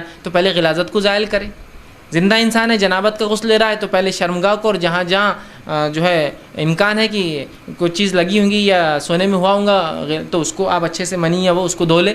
کوئی انتقال کر جائے، کسی اور وجہ سے بھی انسان کا وہ ہو سکتا ہے، بہرحال تو غلاظت کو زائل کرنا جو بھی وجہ بنی، ٹھیک ہے، تو شرمگاہ کو دھونا ہو سکتا ہے ہم اس طرح اس کو، حیض نفاس والی عورتیں اپنی شرمگاہ کو دھو لیں، اسی طرح اگر میت ہے تو اس کی شرمگاہوں کو دھو لے آگے اور پیچھے اچھے سے، بہرحال جو وجہ ہے پلید غلاظت کو اپنے جسم زائل کرنا۔ چوتھی چیز جو ہے سارے جسم کو دھونے سے پہلے اعضائے وضو کو دھونا، مطلب وضو کے جیسا کرنا، مکمل وضو جیسا کرتے ہیں۔ آپ حمام میں داخل ہوئے، اس کے بعد آپ نے جو ہے ہاتھ دھو لیا، اس کے بعد جو ہے آپ نے جس وجہ سے غلاظت تھی اس کو دھو لیا۔ اب اس معاملے میں یہ ہوتا ہے بہت سے لوگ سوال کرتے ہیں کہ ہر بار پانی ڈالنے کا تذکرہ آتا ہے، جبکہ آج کل ہمارے پاس پانی ڈالا کہیں بھی نہیں جاتا، پانی گرنے کا تذکرہ زیادہ ہوتا ہے، شاور کھول دیا۔ جنرلی بہت سے لوگ جو نہاتے شاور سے نہاتے ہیں تو وہاں تو اب 3 بار ڈالنا، 2 بار دھونا، 3 بار کا کوئی اندازہ ہو ہی نہیں سکتا نا۔ اب ایسا مگے سے لے رہے تو 1 بار سمجھ میں آتا ہے، جب کوئی پانی گر رہا ہو، بہتے پانی میں نہا رہا ہو تو اب کیا کریں گا؟ تو یہاں بہت سے لوگ کنفیوز آتے ہیں، بولتے نہیں اب ڈونگا لا کے اپن پانی نکالیں گے پہلے اور پھر 3 بار کریں گے، نہیں، آپ اندازے کے مطابق شاور چالو کر دیا اور 3 بار بس یوں کر لیے، 3 بار مانا جائے گا کہ 3 بار پانی ڈالا، گرتا ہوا پانی ہو یا رکا ہوا پانی ہو تھما ہوا، ٹھیک، تو آپ 3 بار گھس لے تو 3 بار مانا جائے گا، شاور کھول دیا 3 بار آپ نے کر لیا، ٹھیک۔ اچھا، شریعت کے اندر کوئی ممانعت نہیں ہے، آپ کو یاد رکھیے، منائی نہیں ہے کہ آپ کس طرح سے نہائیں، بیٹھ کر یا کھڑے ہو کر، بس غلاظت جہاں نہیں لگے، کھڑے رہ کر نہانا بھی کہیں مستحب ہو سکتا ہے اور کہیں بیٹھ کر نہانا بھی مستحب ہو سکتا ہے، ڈیپینڈ ہے آپ کہاں نہا رہے اور کس سچویشن میں، تو کہیں بیٹھنا بھی مستحب ہو سکتا ہے اور کہیں کھڑے رہنا بھی درست ہو سکتا ہے۔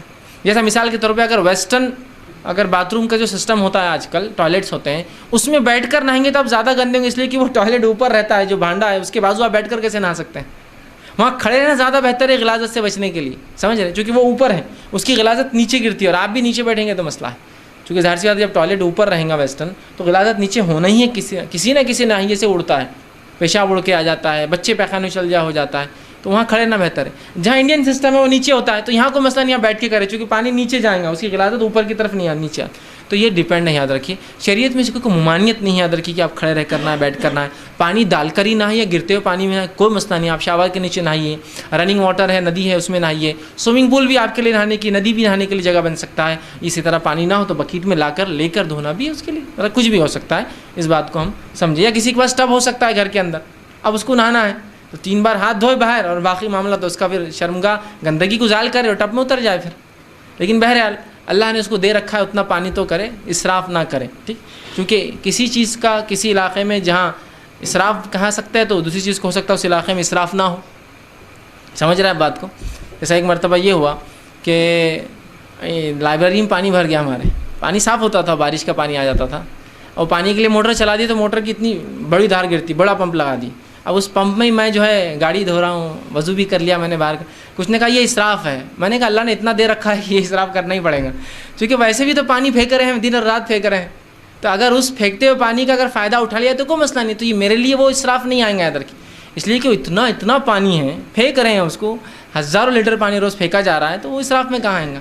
لیکن کوئی آدمی جہاں پانی نہیں ہے اور وہ کہہ نہیں وہاں تو موٹر سے کرے میں بھی کروں گا، اس کے لیے اسراف تو ڈیپینڈ ہوتی ہے. کسی کے لیے کوئی چیز اسراف ہو سکتی ہے تو کسی کے لیے نہیں. کوشش یہ کرنا چاہیے کم سے کم پانی میں نہائیں، لیکن بہرحال اللہ نے زیادہ دیا تو اس کا زیادہ استعمال بھی کوئی، جیسا گرتا ہوا پانی جھرنے کا، اب اس میں کیا کم، ایک وقت میں ہزاروں لیٹر آنکھ پہ گر رہا ہے آپ کی، کوئی مسئلہ نہیں سے، ویسے بھی تو بہہ کے جاری ہے بہرحال. ٹھیک ہے، سمجھ رہا ہے بات کو.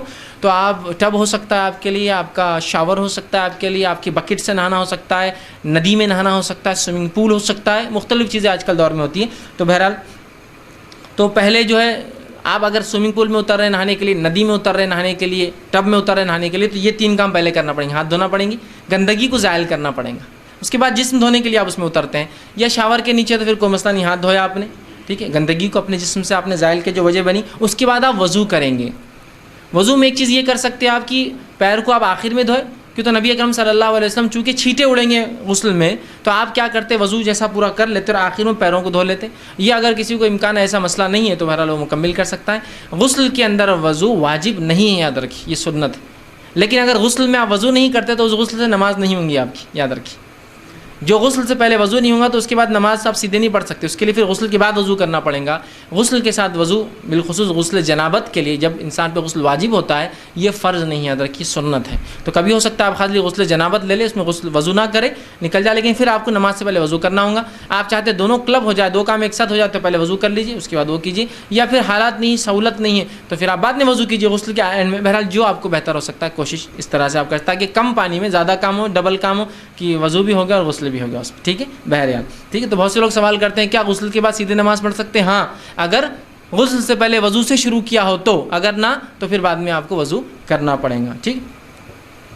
تو تیسرے 4 سارے جسم کے اعضاء کو جیسا وضو آپ کرتے ویسا کرے تو ناک میں پانی لینا بھی آ گیا، کلی بھی اس میں شامل ہو گئی. ٹھیک ہے. اسی طرح ناک میں پانی لے کلی کرنا، اسی طرح جو ہے سارے بدن کو اچھے سے دھونا اور ہاتھ کو بہرحال گھسنا. اب اس معاملے میں آپ اچھے سے اس کو صاف کرنا. اب اس معاملے میں شروعات کیسی کریں گے؟ تو شروعات ایسی کریں گے، نبی اکرم صلی اللہ علیہ وسلم اگر غسل جنابت لیتے تو آپ اندر جا کے سب سے پہلے اپنے بالوں کو بھگوتے. مطلب یہ عمل کرنے کے بعد کہ ہاتھ دھو لیا، اس کے بعد شرمگاہ دھو لی اپنی، مطلب غلاظت کو نکال دیا. اس کے بعد والا عمل بتا رہا ہوں کہ آپ جو ہے جڑوں تک پانی کو ڈالتے اور سر کو وہ کرتے. سر کی ہونے کے بعد آپ سیدھے طرف پانی ڈالتے اور پھر الٹے طرف پانی ڈالتے.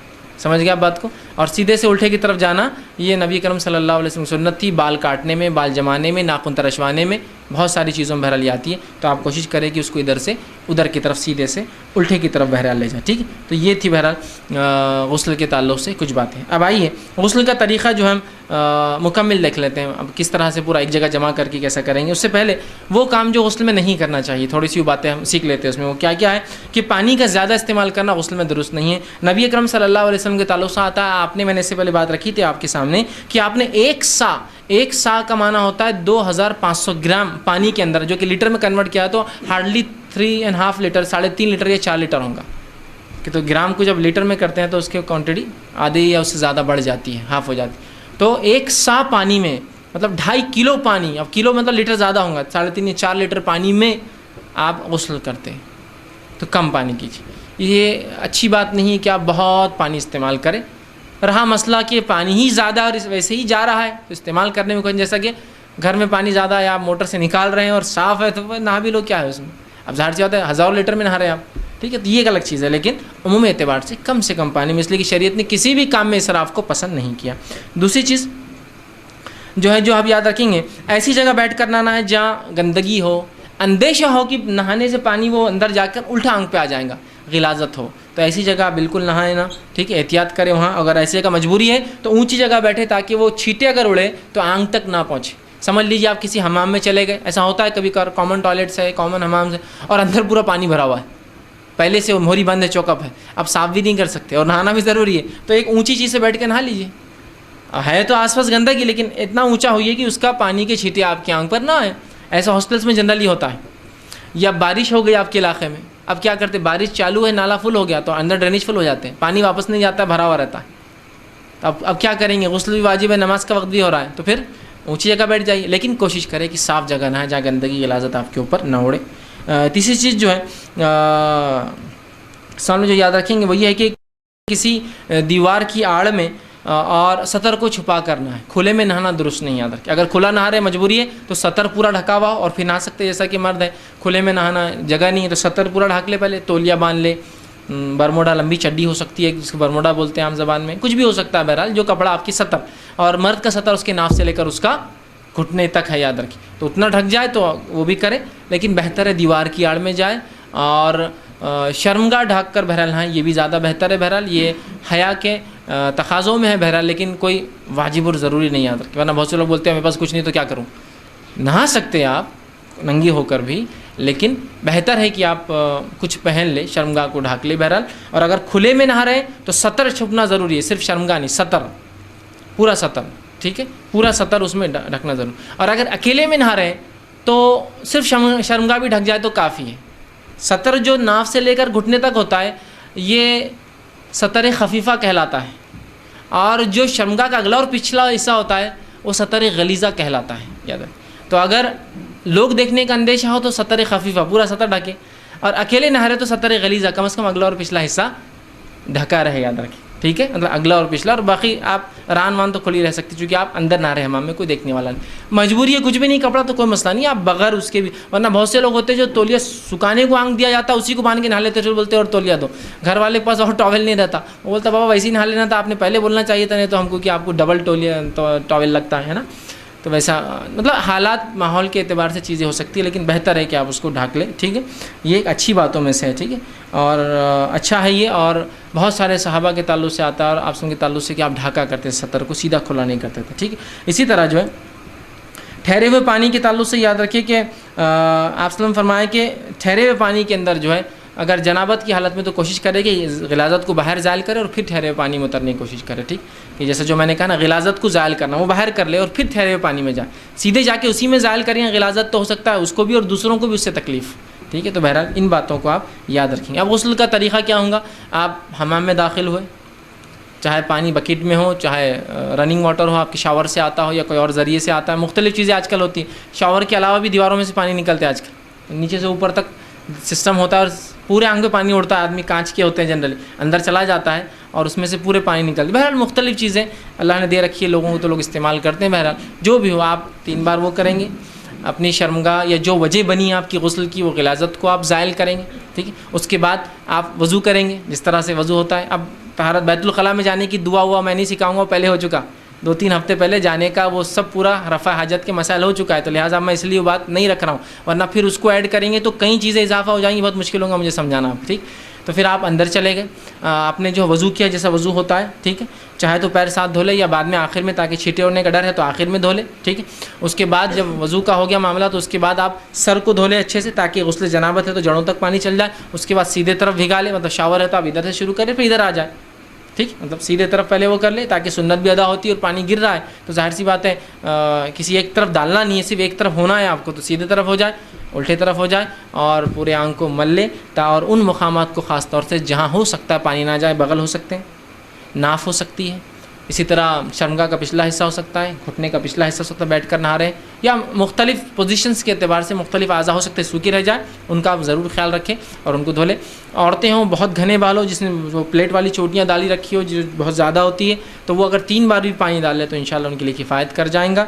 سہولت ہو تو بہت اچھی بات ہے دھو لے, نہ ہو تو بہرحال ان کے لیے یہ سہولت بہرحال شریعت نے بہرحال دے رکھی ہے, اور پورا جسم جو ہے وہ کر لے مکمل. یہ بہرحال غسل کے تعلق سے کچھ باتیں تھی. بہرحال اس معاملے میں یہ بھی ہو سکتا ہے کہ مرد اور عورت یاد رکھیے ایک ہی برتن سے غسل لے سکتے ہیں. ایسا ہو سکتا ہے کہ گھر میں حمام ہو, نماز کا وقت کم ہو, یا دوسرے مسائل ہو کہ گرم پانی بعد میں نہیں ملے گا, تو میاں اور بیوی مرد اور عورت جو ہے ایک ساتھ نہا سکتے ہیں, تو ایک برتن میں سے پانی لے سکتے ہیں. یہ بات میں اس لیے رکھ رہا ہوں کہ بہت سے لوگ یہ سمجھتے ہیں کہ عورت کا بچا ہوا پانی ناپاک ہوتا ہے. ایسی کوئی صحیح روایت نہیں ہے یاد رکھیے, اس لیے کہ ماں عائشہ کی ایک روایت آتی رضی اللہ عنہا جو ہے, یہ صحیح روایت ہے کہ وہ کہتی ہے کہ آپ صلی اللہ علیہ وسلم میں نے غسل جنابت ایک ہی برتن میں سے, ایک ہی ٹب میں سے لیا, کہ میں ایک بار لیتی اور اپنے آپ کو دھوتی, اور پھر آپ صلی اللہ ایک بار لیتے ہو مگ اور اپنے آپ کو وہ کرتی. رات کا وقت تھا, ٹھیک ہے. تو اس سے پتہ چلا کہ بیک وقت میاں بیوی نہا بھی سکتے ہیں, اور کامن پانی یوز کر رہے تھے دونوں, ایک ہی ٹب میں دونوں ہاتھ ڈال کر ایک ہی مگے سے دھو رہے تھے. مطلب ایک بار میں عائشہ لے کے اپنی باری کری تھی, ایک بار آپ سمجھ جیسا کہ وضو کرتے ہوتے ہیں 2 مرد اگر وضو کر رہے ہیں تو ایک کے بعد ایک کے, تو ویسا وہ دونوں مل کر شیئر کر رہے تھے. اس سے پتہ چلا کہ عورت کا بچا ہوا پانی ناپاک نہیں ہوتا, یہ عورت جس پانی میں ہاتھ ڈالے وہ ناپاک نہیں ہوتا ہے. اور دونوں بھی جنابت کی حالت میں تھے, مطلب میں عائشہ بھی ناپاک تھی اور وہ بھی تھے, لیکن دونوں نے پانی ہاتھ ڈال کر لیا, تو اس سے بات سمجھ میں آ رہی ہے کہ وہ بات درست نہیں ہے کہ عورت کا بچاؤ پانی ناپاک نجس ہوتا ہے. بہت سے لوگ سوال کرتے ہیں کیا گھر میں عورتوں نے جو پانی استعمال کیا ہم کر سکتے ہیں؟ بالکل آپ کر سکتے ہیں، اس لیے کہ ویسے پانی کی قلت ہے، آپ بالکل یوز کر سکتے ہیں، کوئی مسئلہ نہیں. اس لیے کہ اس کے تعلق سے کوئی ممانعت کی کوئی روایت نہیں ہے، بلکہ یہاں تو صحیح روایت ہے کہ دونوں نے ایک ہی ٹب میں سے پانی لیا، وہ ہاتھ ڈالتی ایک بار اور وہ کہتی میں لیتی، پھر آپ ہاتھ ڈالتے اور آپ لیتے. تو بہرحال اس میں جو ہے کوئی مسئلہ نہیں ہے. ٹھیک ہے، تو یہ تھی چند باتیں غسل کے تعلق سے. مثلا بہت آسان تھا، بالکل ایک دم سمپل تھا، اور وضو کے مقابلے میں وضو سے بھی آسان نہیں ہے. تو وضو میں تو بہت چیزیں یاد رکھنا تھی، اس میں تو سب بھگا لینا ہے بس. ایک عام لحاظ سے اگر کوئی کہے کہ غسل کیسا ہو تو بس مکمل اپنے آپ کو بھگا لے، یہ غسل ہے، مکمل اپنے آپ کو بھگا لے، یہ غسل ہے. ٹھیک، یہ میں اس لیے کہہ رہا ہوں کہ بہت سے لوگ شکوک میں ہوتے ہیں اپنی عبادتوں کے تعلق سے، سوالات ان کے ذہن میں عجیب و غریب ہوتے، تو ان کے لیے میں کہہ رہا ہوں بس اپنے آپ کو مکمل بھگا لے، یہ آپ کے لیے انشاءاللہ عزیز کافی ہو جاتا ہے. رہا پھر وضو کا، تو وضو کے ساتھ بھگا لیا تو وضو بھی ہو گیا، نہیں بھگایا تو بعد میں آپ کو الگ سے وضو کرنا ہوگا. یہی معاملہ میت کو غسل دینے کا بھی ہوگا، سمپل یاد رکھیے. انشاءاللہ اس کا طریقہ کبھی پھر بعد میں رکھوں گا میں، کہ بہت سے لوگ ڈرتے کہ ایسا ہوگا تو ویسا ہوگا تو مردہ قیامت دن پکڑ لیں گا میرے کو، یہ کر لیں گا، نہیں تو زندگی دنیا میں چاہ کے لپٹ جائیں گا، تو نے غلط نلایا میرے کو، میری وہاں قبولیت نہیں ہو رہی، انٹری نہیں ہو رہی، اور فلاں اتنے ڈر رہتے کہ کوئی آگے نہیں بڑھتا. نہیں بھائی وہ نکو آخری وقت میں کچھ گڑبڑ ہو گئی تو انہوں قیامت دن پکڑ لیں گے اپنے کو، ہے نا. اگر میت تو غسل دینے کو آپ کو ایک لفظ میں سمجھنا، آپ کو کیا کرنا ہے، تو پوری میت کو اوپر سے بھگا دیجیے، اس کا غسل ہے. مطلب وہ خوف نکالنے کے کہہ رہا ہوں آپ سے، جو خوف رہتا نا یہ پہلے ہوگا تو ایسا ہوگا تو اس کو وضو کرانا ہے، اس میں کچھ غلطی ہوگی تو کوئی بات نہیں، مکمل بھگا دیجیے اس کو، آپ نے حق ادا کر دیا اس کا. وہ سنتیں ہوں، باقی سب چیزیں مکمل بھگانا ہی اصل ہے. سمجھ رہے ہیں آپ بات کو؟ اسی طرح گندگی کو زائل کر دیجیے اس کی. اب دیکھیے میت کے غسل کی تھوڑی سی باتیں رکھ دیتا ہوں، چونکہ بات آ گئی ہے تو انشاءاللہ باقی تفصیلات اور لوں گا. بہت سمپل ہے، جو آپ کا غسل تھا وہی میت کا غسل ہے، سمپل. لیکن اس میں کچھ چیزیں نہیں ہوں گی جو انسان کر سکتا ہے، جیسا منہ میں پانی لینا، ناک میں ڈالنا، اس کے علاوہ سب میت کے لیے ہوں گا. سمجھ رہا؟ جیسا کہ آپ نے غسل لیا تو پہلے ہاتھ دھوئے، ہاتھ دھونے کے بعد غلاظت کو زائل کیا، وضو کیا، مکمل جسم کو بھگایا، یہ ہوا آپ کا غسل. میت کا غسل بھی ایسی ہے، آپ نے میت کے ہاتھ دھوئے، ٹھیک ہے، میت کو آپ نے جو پھر وضو کروایا، ہاتھ دھوئے، منہ میں پانی نہیں لے سکتے، ناک میں پانی نہیں ڈال سکتے اس کو، تو خالی منہ پہ ہونٹوں پہ لگائیں گے، ناک کو ایک بار ناک پہ پانی لگائیں، ناک میں نہیں ڈالیں گے، ہو گیا. چہرہ اس کا دھوئیں گے، سیدھا ہاتھ کونیوں تک، الٹا ہاتھ کونیوں تک، ٹھیک ہے. اس کا مسح، جیسا آپ مسح کرتے ہیں کانوں کا خلال، اس کا سیدھا پیر، اس کا الٹا پیر، ہو گیا اس کا وضو. اس کے وضو کے بعد اس کو پورا بھگانا ہے. مطلب غلاظت کو زائل کرنے کے بعد یاد رکھیے، ہاتھ دھونے کے بعد غلاظت زائل کی، مطلب اگلا پچھلا حصہ اس کا صاف کیا، اور اس کے بعد اس کو وضو کرایا. وضو کرانے کے بعد پورا جسم بھگا دیجیے، جیسا زندہ انسان سیدھا پہلے اور الٹا، اس کا بھی سیدھا پہلے اور پھر الٹا. پھر چاہے ایک بار پانی ڈالیے سیدھے الٹے پہ، پھر صابن ملیے آگے اور پیچھے اچھے سے، اس کے سر پہ، اس پہ، پورے آنکھ پہ، پھر سیدھا طرف دھوئیے، الٹا طرف دھوئیے. یہ ہوا ایک بار دھلانا آپ کو. اس سے زائد کرنا ہے آپ کو تو 2 بار 3 بار کیجیے، اس سے زائد کرنا 5 بار کیجیے، ڈیپینڈ حالات، ماحول، پانی کی اویلیبلٹی پر اور اس کے جسم پر یا اس کے حالات پر. کبھی ہوتا آدمی بہت بیمار تھا، زخمی تھا، تو آپ تو ایک بار بھی نہلانا ممکن نہیں ہوتا. کبھی حالات ایسے کہ گندگی نکل ہی نہیں رہی ہے، بہت دنوں سے پٹیاں چٹکی تھی، زخم تھے، تو کافی بہرحال جو بھی ہو سکتا ہے تو آپ یہ کر سکتے ہیں. تو سمپل سمجھ رہے ہیں آپ، زندے کا جیسا غسل مردے کا ویسا ہے، صرف مردے کے منہ میں پانی اور ناک میں پانی نہیں ڈالا جائے گا، سیم وہی غسل. ہاتھ دھلایا، غلاظت کو زائل کیا، اس کے غلاظت کو زائل کر وضو کروایا، اس کو ناک میں وہ چھوڑ کر، اس کے بعد اس کے سیدھے طرف بھگایا، دھو لیا، الٹے طرف بھگایا، دونوں کو ایک ساتھ صابن لگایا، سیدھے طرف کا دھویا، الٹی طرف کا دھویا، یہ ہو گیا. اس کے بعد اور ایک بار کرنا ہے، حالات ہے کیجیے بہرحال، تاکہ اور زیادہ پاکی صفائی. یہ بہرحال اس میں کچھ اضافی چیزیں پھر کبھی موقع ملا تو تفصیلی ہم دیکھیں گے. تو بہرحال اس کے لیے بھی اتنا سمپل ہے. تو اگر کسی کو یہ موقع ملے تو اس کا فائدہ اٹھا لے. صرف اتنا ہے کہ چونکہ مردہ ہوں گا اور کسی کی شرمگاہ کو آدمی ہاتھ نہیں لگا سکتا، تو مردے کو چونکہ آپ کو جب شرمگاہ دھونی ہوں گی تو ہاتھ میں کچھ پہننا ہوگا. تو عموماً کفن کے ساتھ گلاؤز آتے ہیں، کفن کے ساتھ گلاؤز نہیں تو سب سے اچھا طریقہ آپ کو پولیتھین کیری بیگز ہوتی ہے، پولیتھینوں کو ہاتھ میں ڈال دیجیے تاکہ اس کی شرمگاہ کو سیدھے ہاتھ نہ لگے. کسی بھی انسان کی شرمگاہ کو انسان سیدھے ہاتھ نہ لگائے، یاد رکھیے. سوائے مجبوریاں ہوں تو کچھ ہاتھ پر کور کر لے، تو بس اتنا آپ کو وہ یاد رکھنا پڑے گا. رہا غلاظت زائل کرنے کا، تو اس کا جو طریقہ آپ کو بہتر لگے جس سے انسانی جسم کو نقصان نہ ہو اور ہو، اینٹیں لے لیجیے، آپ اینٹ کو کپڑے میں ڈال دیجیے، کاٹن میں لپیٹ لیجیے اور اس سے اس کی غلاظت صاف کیجیے. بہرحال ایک عام انسان کو تکلیف نہ ہو کیسے صاف کریں گے، بس اس کے ساتھ وہی سلوک کیجیے آپ. باقی معاملہ رہا بہت آسان ہے. تو بہرحال غسل دینا بھی میت کو مشکل بات نہیں، لیکن اس کا ہرگز مطلب یہ نہیں کہ آپ مکمل طور سے باہر سے بھی کال کر کے مجھے غسل دینے بلائے کہ بہت اچھا آپ نے سمجھا آپ دیجیے. یہ میں اس لیے بتا رہا ہوں کہ آپ کو یہ کام کرنا ہے. میں نے ایک بار غسل کے بارے میں سکھایا تھا، میت تو غسل سکھانے کے بعد تو میری زندگی اجیرن ہو گئی تھی. ہر آدمی کی میت وہ چاہ رہے کہ میں ہلاؤں اس کو. میں نے کہا اگر میں یہ کام کرتے بیٹھا تو مجھے کفن دفن کا ادارہ کھول کے بیٹھ جانا پڑے گا بزنس. میں نے تو اس لیے کیا تھا کہ آپ کرے تو آپ تو میرے اوپر ہی آ گئے سیدھا. سکھایا تو اس لیے گیا تھا کہ آپ کرے تو فرض بھی آپ کریں گے کہ آپ کو آتا. میں نے کہا آپ نے نہیں سیکھا کہ میں نے آپ کو سکھانے کے لیے کیا تھا, نہلانے کے لیے میں نے نہیں کیا تھا. اس کا بہت ثواب ہے. ثواب مجھے بھی پتا بھائی, لیکن تمہارا مردہ جب تم کو ثواب نہیں چاہیے تو مجھے کا ثواب ہونا. اندازہ لگائیے مسئلہ تیرا اور تو ہاتھ نہ ڈالے اور ہم کو ثواب دے, مطلب کیسی عجیب بات ہے. پھر بولتے یہ ملا لوگ ایسے کیوں ہو گئے, انہوں نے فلاں کیوں کیے, یہ دکانیں کیوں چلا رہے. آپ نے ان پہ اتنا انحصار کر دیا کہ ہر کام کو ان کے لیے ایک پیشہ کریٹ کر دیا آپ نے, اور پھر بولتے پھر یہ ایسے کیوں ہو گئے. آپ نے اتنا انحصار کہ میرے گھر کا میت اور نہلائیں گا وہ آ کر, میرے گھر کی میت نماز پڑھائیں گا وہ آ کر. تو پھر جب آپ نے اپنے ابو کر دیا تو انہوں نے تھوڑے دن تو گائیڈ کیا, پھر مس گائیڈ بھی کیا, پھر آپ کے مال پہ نظر, ہینڈ سیٹس پہ نظر, کھانے پہ نظر, پینے پہ نظر, کپڑوں پہ نظر, سب پہ نظر ہوگی ان کی. تو یہ ایسے مسائل خود کرنا ہے, اس کو یاد رکھیے. اور یہاں ہو سکتا ہے ہندوستان میں ہو جائے, کسی گاؤں میں چلے جائے آپ خیریے میں وہاں نہ ہو تو, اور کبھی کسی ایسے علاقے میں چل جائے, یورپ امریکہ چلے جائیے آپ, وہاں آپ کو مسلمان نہیں ملیں, کوئی مر گیا تو کیا کریں گے, میرے کو غسل دینا نہیں آتا اب کیا کروں. کتنی افسوس کی بات ہوں گی, اتنا سادہ عمل تھا اور آپ نے سیکھا نہیں, اتنی سادی چیز تھی اور آپ کر نہیں پائے. اس سے زیادہ اور کیا حقارت ہوں گی. جیسا زندہ نہاتا ہے ویسا مردے کو نہلا دیجیے. تو بہرحال اس کو سمجھنا ہے. تو یہ سکھانے کے لیے میرے کو مت بلائیے آپ کہ نہلائیے بہت ثواب ہے, میں جانتا ہوں بہت ثواب ہے, لیکن اس کا مقصد ہے آپ سیکھ کے کیوں نہیں کر رہے بھائی. وہ سب ثواب کا کام دوسروں کو کیوں ثواب دینا چاہتے ہیں. ہر بار پیسہ اپنا دیتے کیا اس دادا کا میرے کو وراثت کا حصہ, وہ نہیں آپ کا ہے, وہ ہمارا ہے. ثواب میرے کو دے رہے ان کا پورا, آپ وراثت آپ رکھیں گے ان کی. مطلب کیسا انسان کتنا وہ ہے چالاک, پیسوں میں کبھی نہیں بولتا کہ میرے بھائی تم نے بڑی خدمت کی, میرے دادا کی پورے پیسے تم لے لو. وہ تو وارث ہے بھائی, وارثوں کو ملے گا. تم نے خدمت کی تو زندگی میں ہم دے دیں گے کچھ الگ سے, لیکن وارث تو ہم ہیں. ٹھیک ہے, تو ثواب میں کیوں نہیں آپ وارث بننا چاہتے کہ ہم تدفین تک آپ نے نہلایا, آپ نے اس کو کاندھا دیا, آپ لے جا کے دفنائیں, آپ نے نماز جنازہ پڑھائی. ہماری نماز غسل دینے کوئی آتا ہے, نماز جنازہ پڑھانے کوئی آتا ہے, تدفین کرنے کو اور اترتا ہے, مٹی کوئی اور ڈالتا ہے. رشتہ تو بس بازو کھڑے ہیں, اپنے کو نہیں معلوم اس کا کیا مسئلہ ہے, یہ کیا ہوتا ہے, ناپاک ہو سکتا ہے, وہ فلاں, سب کھڑے اور وہ پورا کرتا ہے آپ کا. اور پھر اس پر جب لوگ آپ کے بیچ میں مداخلت کریں گے تو کیا ہوں گا, بہرحال مجھے بولنے کی ضرورت نہیں, ہر آدمی کی اپنی رائے ہے. ایک مرتبہ میں نے دیکھا ایک شخص مر گیا بیچارہ, اللہ ان پر رحم کرے, ان کی مغفرت کرے. میں ان کے جنازے میں پہنچا. جب پہنچا تو 2 لوگ وہاں کھڑے تھے, دونوں کو ماشاءاللہ داڑھی تھی, کرتا پاجامہ پہنے تھے. ایک آدمی آیا, مردے کے پیر پکڑا اور اٹھا کے اس کے بعد قبلے کی طرف کر دیا. بولے یہ مر گئے, ان کے پیر قبلے کی طرف ہونا چاہیے. پورے بیٹے کھڑے اس شخص کے, یہ کوئی باہر کے لوگ تھے. جو دوسرا تھا, حضرت پاگل ہو گئے کیا, بولے ابھی نہلائے نہیں, بولے اس کے پیر پکڑا پھر گھما کے اس نے سیدھا کر دیا.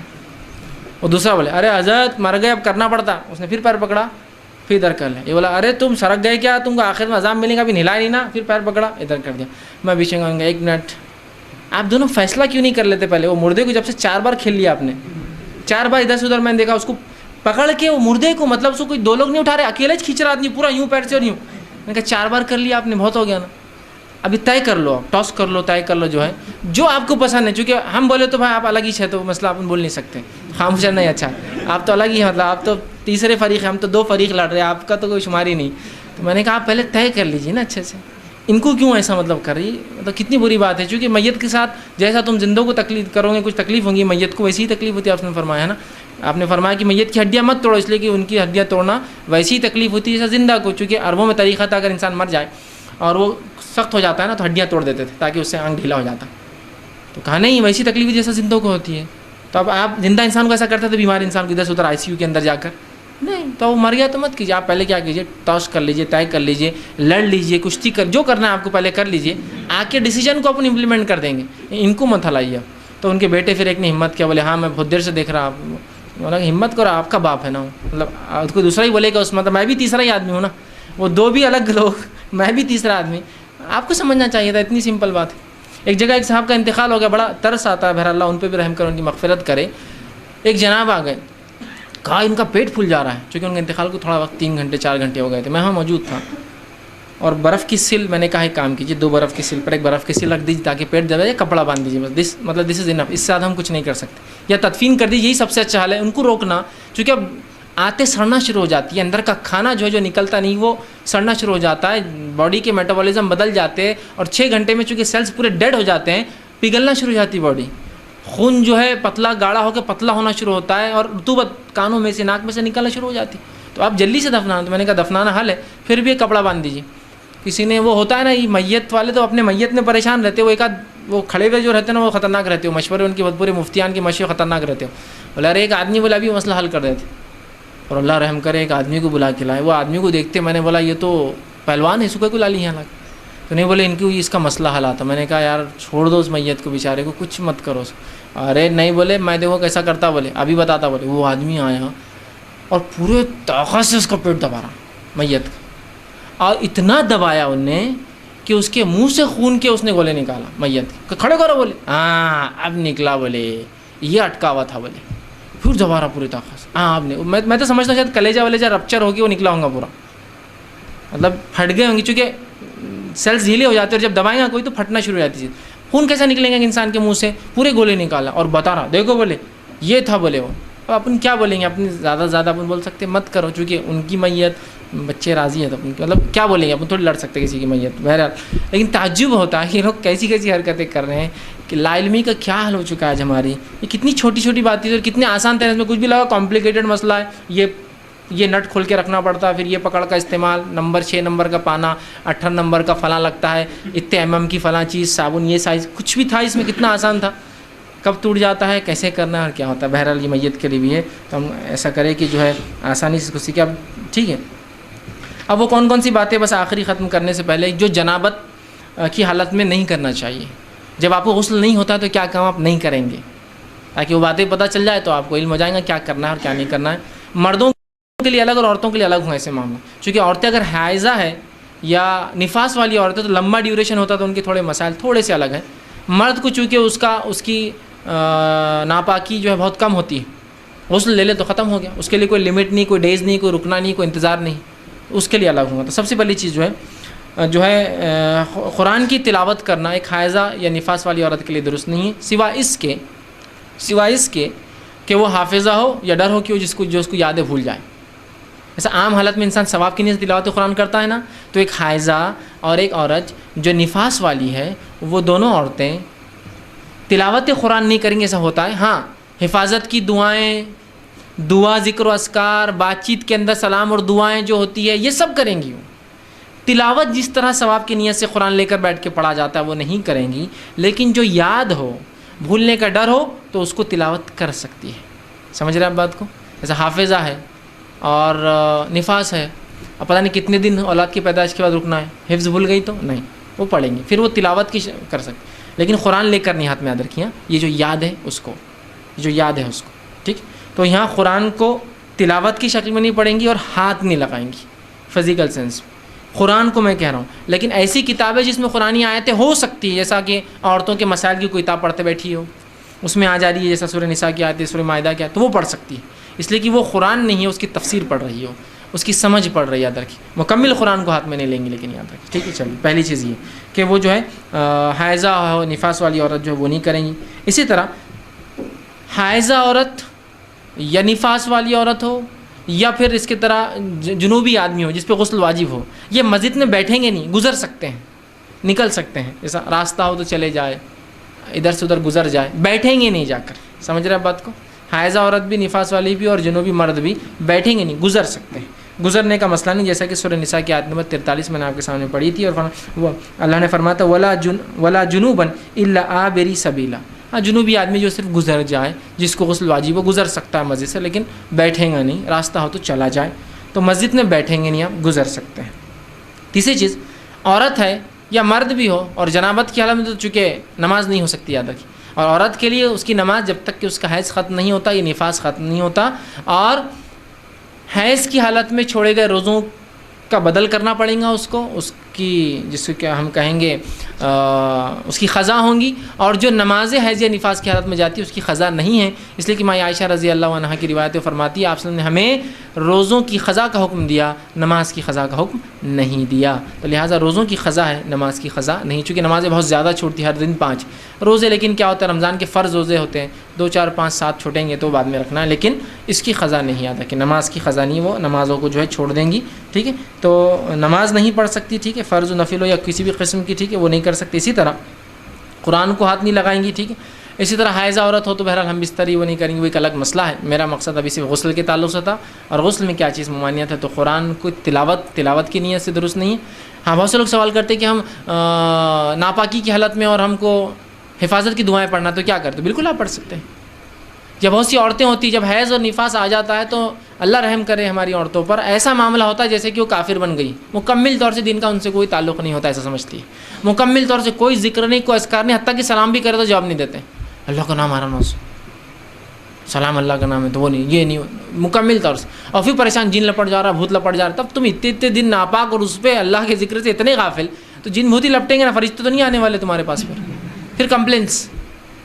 شریعت نے حفاظت کی دعائیں پڑھ سکتے، بچوں کو حفاظت کی دعائیں پڑھ کر دم کر سکتے، یہ سب کر سکتی ہے عورت، ٹھیک ہے، صرف نماز نہیں پڑھیں گی، ہم بستری نہیں کریں گی، قرآن کو سیدھے ہاتھ نہیں لگائیں گی، تلاوت کی نیت جیسے قرآن پڑھتے ایسا نہیں پڑھیں گی، بھولنے کا ڈر ہو تو ایک الگ بات ہے، سمجھ رہا، چند کام ہے جو نہیں کرنا ہے، باقی سارے کام کرنا ہے، ساتھ کھا سکتی ہے، پی سکتی ہے، بیٹھ سکتی ہے، لوگوں میں اٹھ بیٹھ سکتی ہے، مل سکتی ہے، مل جل کر سکتی ہے، شوہر اس کے ساتھ سو سکتا ہے، اس کو ہاتھ لگا سکتا، بہت سی بہرحال، تو بہرحال کچھ غلط فہمیوں کی بنیاد پہ ہم یہ تمام چیزیں چھوڑ دیتے ہیں، تو میں اپنی بات کو یہیں ختم کروں گا انشاءاللہ عزیز۔ آنے والے اتوار تیمم کے تعلق سے کچھ باتیں، چونکہ وضو اور غسل ہو گیا، تیمم اور حیض اور نفاس کے کچھ چند مسائل جو بڑے اہم ہوتے ہیں انشاءاللہ، چونکہ طہارت کے مسائل پھر مکمل ہو جاتے ہیں ہمارے پورے، ہم نے رفع حاجت کو دیکھ لیا، وضو دیکھ لیا، غسل دیکھ لیا، جو باتیں بچی ہوئی انشاءاللہ آپ سوال جواب کے سیشن میں اس کو پوری کر لیں انشاءاللہ۔ اگلے ہفتے میں تیمم کہ اگر وضو کو پانی اور غسل کو پانی نہ ہو تو کیا کرے، اور اس کے بعد حیض اور نفاس کے کچھ مسائل انشاءاللہ، وہ تفصیلات چونکہ ایک بڑا باب ہے وہ رکھنے کی آپ کے سامنے کوشش کروں گا۔ اللہ سبحانہ تعالیٰ سے دعا ہے کہ اللہ سبحانہ تعالیٰ جو کچھ کہا سنا گیا اس پہ عمل کی توفیق عطا فرمائے، ہم تمام کے لیے اپنے دین کا سمجھنا، اس پہ عمل کرنا ہمارے لیے آسان کریں، جب تک ہمیں زندہ رکھے اسلام اور ایمان پر زندہ رکھیں، خاتمہ ہمارا ایمان پر ہو، آخر دعوانا الحمدللہ رب العالمین، سبحان ربک رب العزۃ عما یصفون وسلام علی المرسلین والحمدللہ رب العالمین۔ بسم اللہ الرحمن الرحیم، الحمدللہ رب العالمین، والصلاة والسلام علی خاتم النبیین والمرسلین، رب اشرح لی صدری ویسر لی امری واحلل عقدۃ من لسانی یفقہوا قولی۔ جی وعلیکم السلام۔ میرا سوال ہے کہ اگر غسل میں وضو نہ کریں تو غسل میں جی بھائی نے ایک سوال کیا کہ اگر ہم غسل کریں اور غسل میں وضو نہ کریں تو کیا غسل ہوتا ہے؟ تو دیکھیے اگر غسل میں آپ نے وضو نہ بھی کیا تو غسل ہو جائے گا، اس لیے کہ غسل ایک الگ چیز ہے اور وضو ایک الگ چیز ہے، تو لہٰذا اگر غسل میں آپ نے وضو نہیں کیا تو ہو جائیں گا، اس لیے کہ علماء کے بہت سارے اقوال ہیں جس کے تحت جو ہے غسل میں وضو کرنا یہ صرف سنت اور مستحب ہے اور جو ہے فرض نہیں ہے، واللہ عالم، بہرحال پھر اللہ بہتر جانتا ہے، لیکن جو بات ظاہر ہے وہ یہ ہے کہ غسل میں وضو ضروری نہیں ہے، ہاں لیکن جس غسل میں آپ وضو نہیں کریں گے تو اس کے بعد آپ سیدھے نماز نہیں پڑھ سکتے، جس غسل سے پہلے وضو کر کے غسل کریں گے اس کے بعد آپ سیدھے نماز پڑھ سکتے ہیں۔ کسی نے ایک سوال کیا ہے کہ غسل خانے میں پیشاب کرتے ہیں تو کیا غسل نہیں ہوتا؟ دیکھیے سب سے پہلی چیز تو یہ کہ جہاں آپ غسل کریں وہاں آپ پیشاب نہ کریں، یہ بات صحیح ہے، مطلب اسی جگہ، جیسا مثال کے طور پہ اٹیچ باتھ روم ہونا ایک الگ چیز ہے، اٹیچ باتھ روم مطلب ٹوائلٹ کے ساتھ باتھ روم ہوتا ہے، وہ تو ایک الگ شکل ہے، اس میں کوئی مسئلہ نہیں، اس لیے کہ وہاں ٹوائلٹ بالکل الگ جگہ ہوتا، لیٹرن، اور آپ کا باتھ روم بالکل الگ ہوتا ہے، لیکن ایک ہی جگہ جس کو کہیں گے، ایک ہی جگہ، سمجھ رہے آپ، اس سے احتیاط کرنا چاہیے، سوائے مجبوریاں ایک الگ چیز ہے، ایکسٹریم کنڈیشنز، حالات ایک الگ چیز ہے، لیکن ظاہری اعتبار سے جہاں آپ غسل لیتے ہیں وہاں طہارت مطلب پیشاب کرنے سے اجتناب کرنا چاہیے، وہ درست نہیں ہوگا، اس لیے کہ جہاں غلاظت ہے وہیں طہارت کیسی لی جائیں گی، ٹھیک۔ آگے انہوں نے سوال کیا، کہتے ہیں کہ حمام میں بال کھلے رکھ کر نہیں جا سکتے، لیکن حمام میں بال کھلے رکھ کر نہیں جا سکتے، لیکن اٹیچ حمام رہا تو بال کھلے رکھ کر نہا، اچھا کسی نے کہا حمام میں مطلب بیت الخلاء میں یہ سمجھ رہا ہوں، بال کھلے رکھ کے نہیں جانا، بیت الخلاء مطلب ٹوائلٹ میں، لیکن اب حمام میں جا رہے ہیں، جو بیت الخلاء ایسا ہے جس کے اندر حمام اور ٹوائلٹ مطلب لیٹرن باتھ روم دونوں ساتھ ہیں، تو انہوں نے کہا وہاں نہائیں گے تو بال تو کھولنا پڑیں گے، تو اس معاملے میں کیا کریں؟ دیکھیے پیخانے میں، حمام جو کہا ایکچولی حمام نہیں ہے، وہ پیخانہ ہے، وہ ٹوائلٹ ہے، وہ بہت سی بار لوگ بولتے ہیں کہ ٹوائلٹ میں بال کھلے رکھ کے نہیں جانا، اس لیے کہ وہاں شیطان پر لپک جاتا، چپک جاتا، فلاں ہوتا، یہ ہوتا، دیکھیے ایسی کوئی حقیقت نہیں ہے، توہم وہم ہے، احتیاط کرنا چاہیے، دعائیں کرنا چاہیے ایک الگ چیز سے جانے سے پہلے، لیکن اس کی کوئی حقیقت نہیں کھلا رکھنے میں، ٹھیک۔ یہ الگ بات ہے کہ آپ بال کھلا رکھ کر ٹوائلٹ میں جائیں گے تو ٹوائلٹ ایک ایسی جگہ ہے جہاں سمٹنا چاہیے، چیزوں کو کھلا نہیں، سب ڈھیلے کپڑے تو سمٹنا چاہیے، چونکہ گرنے کا ڈر ہے، غلاظت میں ملنے کا ڈر ہے، گندی چیزوں کو لگنے کا ڈر ہوتا ہے نا، سمجھے، اس اعتبار سے باندھنا چاہیے تاکہ سمٹی ہوئی چیزیں ہوں، لیکن اگر کشادہ ہے تو میں سمجھتا ہوں کہ حرام یا غلط تو نہیں ہے، اور جب ظاہر سے تو کھلا ہے، مطلب آپ پرسنل باتھ روم میں جا رہے ہیں، ٹوائلٹ جب بھی کھلا ہے۔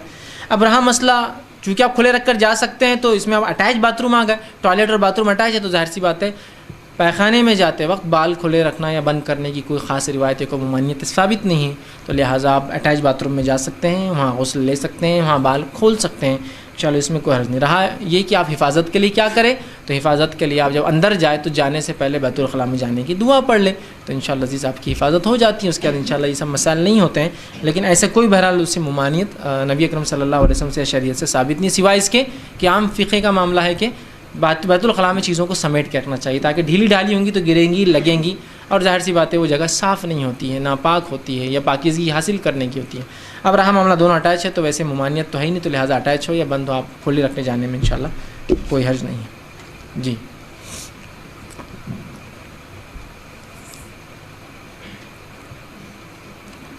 السلام علیکم. جی آپ نے بولا کہ میت کو جنازہ جاتا ہے تو اس کو کھانا دینے کے لیے وضو کرنا چاہیے, اور روڈ پہ سے جنازہ جا رہا ہے تو ہم کیسے وضو جی نہیں, میں بھائی نے ایک سوال کیا کہ جو ہے جب جنازہ جاتا ہے تو اس کو کاندھا دینے کے تعلق سے کہ وضو کرنا, نہیں ویسا نہیں, میں بولنے میں ہو سکتا کچھ میرے لیے وہ ہو گیا ہو. میں نے یہ کہا کہ جو شخص میت کو کاندھا دے تو وہ وضو کرے, مطلب کاندھا دینے کے بعد, پہلے نہیں, اور جو شخص میت کو غسل دے تو وہ غسل کرے, تاکہ صفائی اور ستھرائی کے اعتبار سے, پاکیزگی کے اعتبار سے. ٹھیک, تو یہ لیکن مستحب ہے دونوں. جو میت کو کاندھا دے وہ کاندھا دینے کے بعد وضو کرے, یہ مستحب ہے, ضروری نہیں. اور جو میت کو غسل دے, نہلائے, وہ خود غسل کرے, یہ مستحب ہے. تو لہٰذا وہ معنی غسل مطلب وضو دینے سے پہلے کا نہیں ہے, دینے کے بعد ہے, کاندھا دینے کے بعد. تو اس میں انشاءاللہ عزیز وہ مستحب ہے, لیکن کوئی ضروری نہیں ہے, یاد رکھیے. کسی نے ایک سوال کیا, جو زنا کرتا ہے اس کی بھی مغفرت کی دعا کر سکتے ہیں یا نہیں؟ دیکھیے جو زنا کرتا ہے تو زانی اپنے لیے خود مغفرت کی دعا کرے, یا آپ کو پتا ہو کس نے زنا کیا تو آپ اس کے لیے مغفرت کی دعا کر سکتے ہیں. اگر زنا سے مراد یہ کہ زنا کرنے کے بعد اس کو سزائے موت دے دی گئی ہو تو آپ دعا کر سکتے ہیں اس کے لیے, چونکہ وہ ایک سزا کے لیے وہ ہوا ہے, سزا کے لیے, اور سزا بھگت چکا ہے, تو امید ہے, ایسا چوری کے ہاتھ کٹ چکا ہے تو امید ہے زنا کیا سزا مل سکتی, امید ہے. ٹھیک ہے, قتل کیا تو اس کے بدلے قتل کیا گیا تو امید ہے مغفرت کی, چونکہ سزا مل گئی. ٹھیک ہے, لیکن خودکشی کرنے والے کو سزا نہیں دی جاتی, وہ خودکشی کر کے اپنے آپ کو ختم کر لیتا. تو لہٰذا زانی کے لیے دعا کی جا سکتی ہے کہ اللہ اس کی مغفرت کرے, یا خود کسی نے زنا کیا تو دعا کرے اللہ سے مغفرت کی, اللہ اس کو توبہ قبول کرے گا. لیکن اگر کوئی زانی ہو جو اپنی دعا نہ کرے, اللہ سے سچی توبہ نہ کرے, تو آپ سن کی حدیث ہے جو زنا کرتا اللہ اس کی دعا قبول نہیں کرتا, یاد رکھیے. تو زانی کو سچی توبہ کرنی ہوگی تب اس کی دعائیں قبول ہوتی, ورنہ اس کی دعائیں اللہ قبول نہیں کرتا. جی السلام علیکم. آپ کے لیے جو روزہ جو قضا بنایا گیا تو پھر نماز پڑھنا مانگے تو بھی قضا کریں. اچھا, بھائی نے سوال کیا کہ عورتوں کے لیے جو حیض اور نفاس سے ہو تو وہ نماز کی قضا نہیں کریں گی, روزے کی قضا کیوں بتائے گی؟ تو دیکھیے روزہ سال میں ایک بار آتا ہے, رمضان, اور مکمل ملا کے صرف 30 روزے ہوتے ہیں. تو چھوٹ کر جتنے بھی چھوٹیں گی اس کے بعد اس کو 355 میں سے تقریباً 325 دن ملتے ہیں روزہ رکھنے کے لیے, سمجھ رہے آپ, قضا کے لیے. لیکن نماز ہر روز 5 ٹائم آتی ہے, فرض تعدادی صرف 17 رکعتیں ہو جاتی ہے, واجبات اس میں ملا لے, موقعہ جس کو کہیں گے تو 12 یہ, اور وطر کے 3 ملا لے تو 15 یہ ہو جاتے ہیں ایڈ. تو تقریباً جو ہے وہ رکعتیں مل کر جو ہے تجاوز کر جاتی ہے, آپ کے 33 تک چلی جاتی ہے. ٹھیک ہے, تو بہت زیادہ ہو جاتی ہے نا. اور ہر روز کی اگر ہوں گی اور 7 دن اس کو ہو جائے تو کتنی رکعتیں ہو رہی. تو شریعت چونکہ ظلم نہیں کرتی کسی پر, تو لہٰذا نماز کے معاملے میں رخصت دے دی, اور روزہ چونکہ سال میں ایک بار آتا ہے اور بہت لمبا وقفہ ہوتا ہے قضا کے لیے, تو لہٰذا اس کو جو ہے رکھنے کا حکم دیا. کسی نے ایک سوال کیا, ہم نے ایسے سنا ہے کہ عورتوں نے کھڑے ہو کر شاور سے غسل نہیں کرنا چاہیے. دیکھیے اس کی کوئی ممانعت تو ثابت نہیں ہے, اور میں سمجھتا ہوں جہاں شاور ہوگا تو وہاں حمام یقیناً بند والا ہی ہوگا. فقہ کے اندر جو باتیں آپ پڑھتے ہیں کہ حمام میں عورت کھڑے رہ کر وہ نہ کرے, یہ نہ کرے, اس کی وجہ یہ ہے کہ اس زمانے میں جب یہ فقہ لکھا جا رہا تو اکثر مسلمان اتنے مالدار نہیں تھے کہ اپنے حمام پہ چھت ڈال سکے. تو صرف حمام بولے تو دیوار ہوتی تھی اونچی والی, سمجھ رہے آپ. اگر کچھ لوگوں کو یہ بات نہیں سمجھ میں آ رہی ہو تو گاؤں میں جا کے حمام دیکھ لے, دروازہ تو ہوتا ہے, چھت نہیں ہوتی حماموں پہ, ٹاٹ رکھی ہوئی, جھاڑ کٹا تو رکھ دیے, اڑ گیا تو اڑ گیا, رہ گیا تو رہ گیا, جلانے کو لگا تو جلا دیے, تو کھلا ہوتا ہے. تو مرد تو کھڑے رہ کے نہائے تو امکان ہے کوئی دیکھ بھی لے, تو مرد کا سطر بہت نیچے چالو ہوتا ہے, تو لہٰذا اگر کوئی دیکھ بھی لے تو کوئی مسئلہ نہیں. لیکن عورت تو مکمل سطر ہے, تو لہٰذا جب وہ نہائیں گی تو ظاہر سے اوپر کھلا ہوگا, تو اس وجہ سے فقہ میں بیٹھ کر نہانا. لیکن جب آپ شاور میں نہا رہے ہیں تو میں سمجھتا ہوں شاور بولے تو ایک ایسے حمام میں جو پیک ہے ہر طرف سے, کوئی نظروں کا اندیشہ نہیں, کوئی کھلا حمام نہیں, الحمدللہ اس میں کوئی مسئلہ نہیں. آپ بالکل جو ہے نہا سکتے کھڑے رہ کر, چونکہ اس کی کوئی ممانعت منائی ثابت نہیں ہے، اور طہارت حاصل کرنے میں اگر یہ بہتر طریقہ ہے تو آپ اس کو استعمال کر سکتے ہیں۔ شرعی اعتبار سے میں سمجھتا ہوں اس میں کوئی قباحت موجود نہیں ہے۔ جی عمر، اس کے بعد ادھر لا لینا۔ میرا سوال یہ ہے کہ رات میں جمعہ کے بعد جی ایتل کرسی پڑھنا، کیونکہ ایتل کرسی پڑھی جاتی عمومی طور سے تو اس کے میں نے ایک سوال کیا کہ اگر انسان اپنی بیوی سے ہم بستری کرے اور اس کے بعد آیت الکرسی پڑھنا ہے، تو یاد رکھیے میں نے اپنی تقریر میں یہ بات واضح کی تھی، وہ اذکار جو تلاوت کے لیے نہیں حفاظت کے لیے پڑھے جاتے ہیں وہ ہر حالت میں پڑھے جا سکتے ہیں، تلاوت کے لیے نہیں۔ اگر کوئی کہے کہ کیا جنوبی آدمی تلاوت قرآن کرے تو نہیں کر سکتا ہے، جو آدمی حالت جنابت میں ہو تلاوت قرآن نہیں کر سکتا ہے، اس لیے کہ مرد کی جنابت بہت کم وقت کی ہوتی ہے، نہا لے تو ہو جاتا ہے پاک، تو لہٰذا اس کی اجازت نہیں، عورت مجبوری ہے، حیض اور نفاس لمبا ہوتا ہے، ٹھیک۔ تو جنوبی آدمی قرآن نہیں پڑھ سکتا، قرآن کو ہاتھ نہیں لگا سکتا، لیکن دعا، سلام، ذکر و اذکار جو حفاظت کے وہ کر سکتا ہے۔ جیسا کہ رات میں سو رہا ہے، نہانے کا انتظام نہیں ہے، تو ظاہر سی بات ہے وہ حفاظت کے لیے آیت الکرسی پڑھا نا اس حدیث کے تحت، تلاوت کے لیے نہیں پڑھ سکتا ہے، وہ حفاظت کے لیے۔ اور عام تلاوتیں جو نبی اکرم صلی اللہ علیہ وسلم کرتے وہ نہیں کر سکتا ہے وہ، ٹھیک ہے، لیکن عام دعائیں جو حفاظت کی ہوتی ہے وہ کر سو سکتا ہے۔ تو لہٰذا آیت الکرسی آپ حفاظت کے لیے پڑھ رہے ہیں تو بالکل کر سکتے ہیں، اس میں انشاءاللہ اس کو حرج نہیں، وہ تلاوت کی نیت سے نہیں، حفاظت کی دعا کی شکل میں کہ اللہ میری حفاظت کر۔ رہا سلام کا دیگر معاملہ آپ بہرحال وہ کر سکتے ہیں، بس اتنا کیجیے کہ آپ وضو کر لیں اور اس کے بعد یہ پڑھ کر آپ سو جائیں۔ وضو کر لینا چاہیے سونے سے پہلے، یا کوئی ذکر جو ضروری ذکر ہے حفاظت کے لیے، دعا سلام تو اس سے پہلے کر لینا چاہیے، کھانا ہے وضو کر لینا چاہیے۔ کسی نے ایک سوال کیا تھا، میت کو غسل کرانے کے بعد اس کی دعا ہوتی ہے کیا، اور اچھا دعا ہوتی ہے کیا، اور میت کو کروٹ دے سکتے ہیں کیا؟ دیکھیے سب سے پہلی چیز، میت کو غسل کرانے کی یا اس کے بعد کی کوئی دعا نہیں ہے۔ جیسا جو غاسل جو غسل کرنے والا ہے کوئی خاص دعا کرے میت کے غسل کے بعد، تو ایسی کوئی دعا نہیں ہے غسل کے بعد۔ یہ بھی وضاحت کر دوں کہ حیض سے پہلے کی کوئی دعا نہیں ہے، اللہ رحم کرے، حیض کے بعد کی کوئی دعا نہیں ہے، غسل سے پہلے کی خاص دعا نہیں ہے، غسل کے بعد کی کوئی دعا نہیں۔ میں نے یہ تک دیکھا ہے عورتوں کے حلقے میں عورتیں بیٹھ کے ایک دوسرے کو حیض آنے کی دعائیں سکھاتی ہیں، اللہ رحم کرے کہاں سے یہ دعا آ گئی اللہ کو معلوم اور ان کو معلوم۔ حیض آنے کی دعا، حیض کے بعد کی دعا، غسل سے پہلے اتنی لمبی دعا چٹھیوں پہ یاد کرتے بیٹھتی عورتیں، غسل کے بعد کی کوئی دعائیں ثابت نہیں۔ وضو سے پہلے بسم اللہ، وضو کے بعد ایک مختصر سی دعا ہے نا، بتایا تھا میں نے پچھلے، بس اتنا ہے۔ غسل سے پہلے آپ بسم اللہ کو بھی ہر عمل سے پہلے کر سکتے ہیں، اور بیت الخلاء میں جانے کی دعا جو ہوتی ہے اللہم انی اعوذ بک من الخبث والخبائث، اس کے علاوہ کچھ بھی نہیں۔ تو لہٰذا میت کو غسل دینے کی کوئی دعا نہیں ہے، اور اس کے بعد کوئی خاص عمل نہیں، یاد رکھیے۔ اور انہوں نے کہا کیا میت کو کروٹ دے سکتے ہیں؟ ہاں، نہلانے کی نیت سے واجب چیزوں کے لیے اس کو بالکل کروٹ دی جا سکتی ہے، جیسا نہلانا ہے، صاف کرنا ہے، اس کی شرمگاہ صاف کرنا ہے، کچھ مجبوریاں ہیں، کوئی چیزیں لگی ہے علاج کے طور پہ تھی نکالنا ہے، ٹھیک ہے، یا کوئی زخم ہے جس کو آپ چاہ رہے ہیں کہ کچھ چٹکا دے تاکہ وہ غسل میں تکلیف نہ دے یا پانی نہ جائے، تو یہ سب کر سکتے ہیں آپ، تو وہ جائز ہے۔ لیکن خام و خواہ کے جو اٹھانا بٹھانا وہ درست نہیں، یاد رکھیے۔ لیکن ضرورت کے تحت کر سکتے ہیں، غسل دینے سے پہلے اس کے پیٹ پہ ہاتھ رکھ کے پیٹ سے تھوڑا سا بغیر زیادہ طاقت دی کے اٹھانا، تاکہ کچھ غلاظت جو پیٹ پہ ہاتھ رکھنے سے ذرا سے جرک سے وزن سے نکل جائے، ایسا پیشاب کچھ رکاؤ نکل جائے، کچھ پیخانہ نکل جائے، یہ بالکل آرام سے، بالکل نیچرل جیسا زندہ انسان سے ہوتا ہے، وہ نہیں جیسا وہ ایک آدمی کر رہا تھا پورا خون نکال دیا، اللہ رحم کرے اس سے بیچارے بہرحال۔ تو دھیرے سے اور اس غلاظت کو صاف کرنے کے لیے پھر پیر اٹھانا، کروٹ لینا، یہ کوئی مسئلہ نہیں، یہ سب کیا جا سکتا ہے، اس لیے کہ جب اس کا سیدھا دھلائیں گے تو پچھلا دھلانے کے لیے کروٹ لینا ہی پڑیں گا، اور جب الٹا دھلائیں گے تو الٹا دھلانے کے لیے کروٹ اس کی بتانی پڑیں گی۔ بہرحال اس میں انشاءاللہ عزیز کوئی حرج نہیں، اور اس کی کوئی خاص دعا ثابت نہیں ہے۔ السلام علیکم، میرا سوال یہ تھا کہ جب میت کو دفنا کر ہم ریٹرن ہوتے ہیں تو لوگ کہتے ہیں کہ اس کی مٹی بھی قبرستان کی ایسا گھر آنے نہیں چاہیے، تو اس کی کیا ہے؟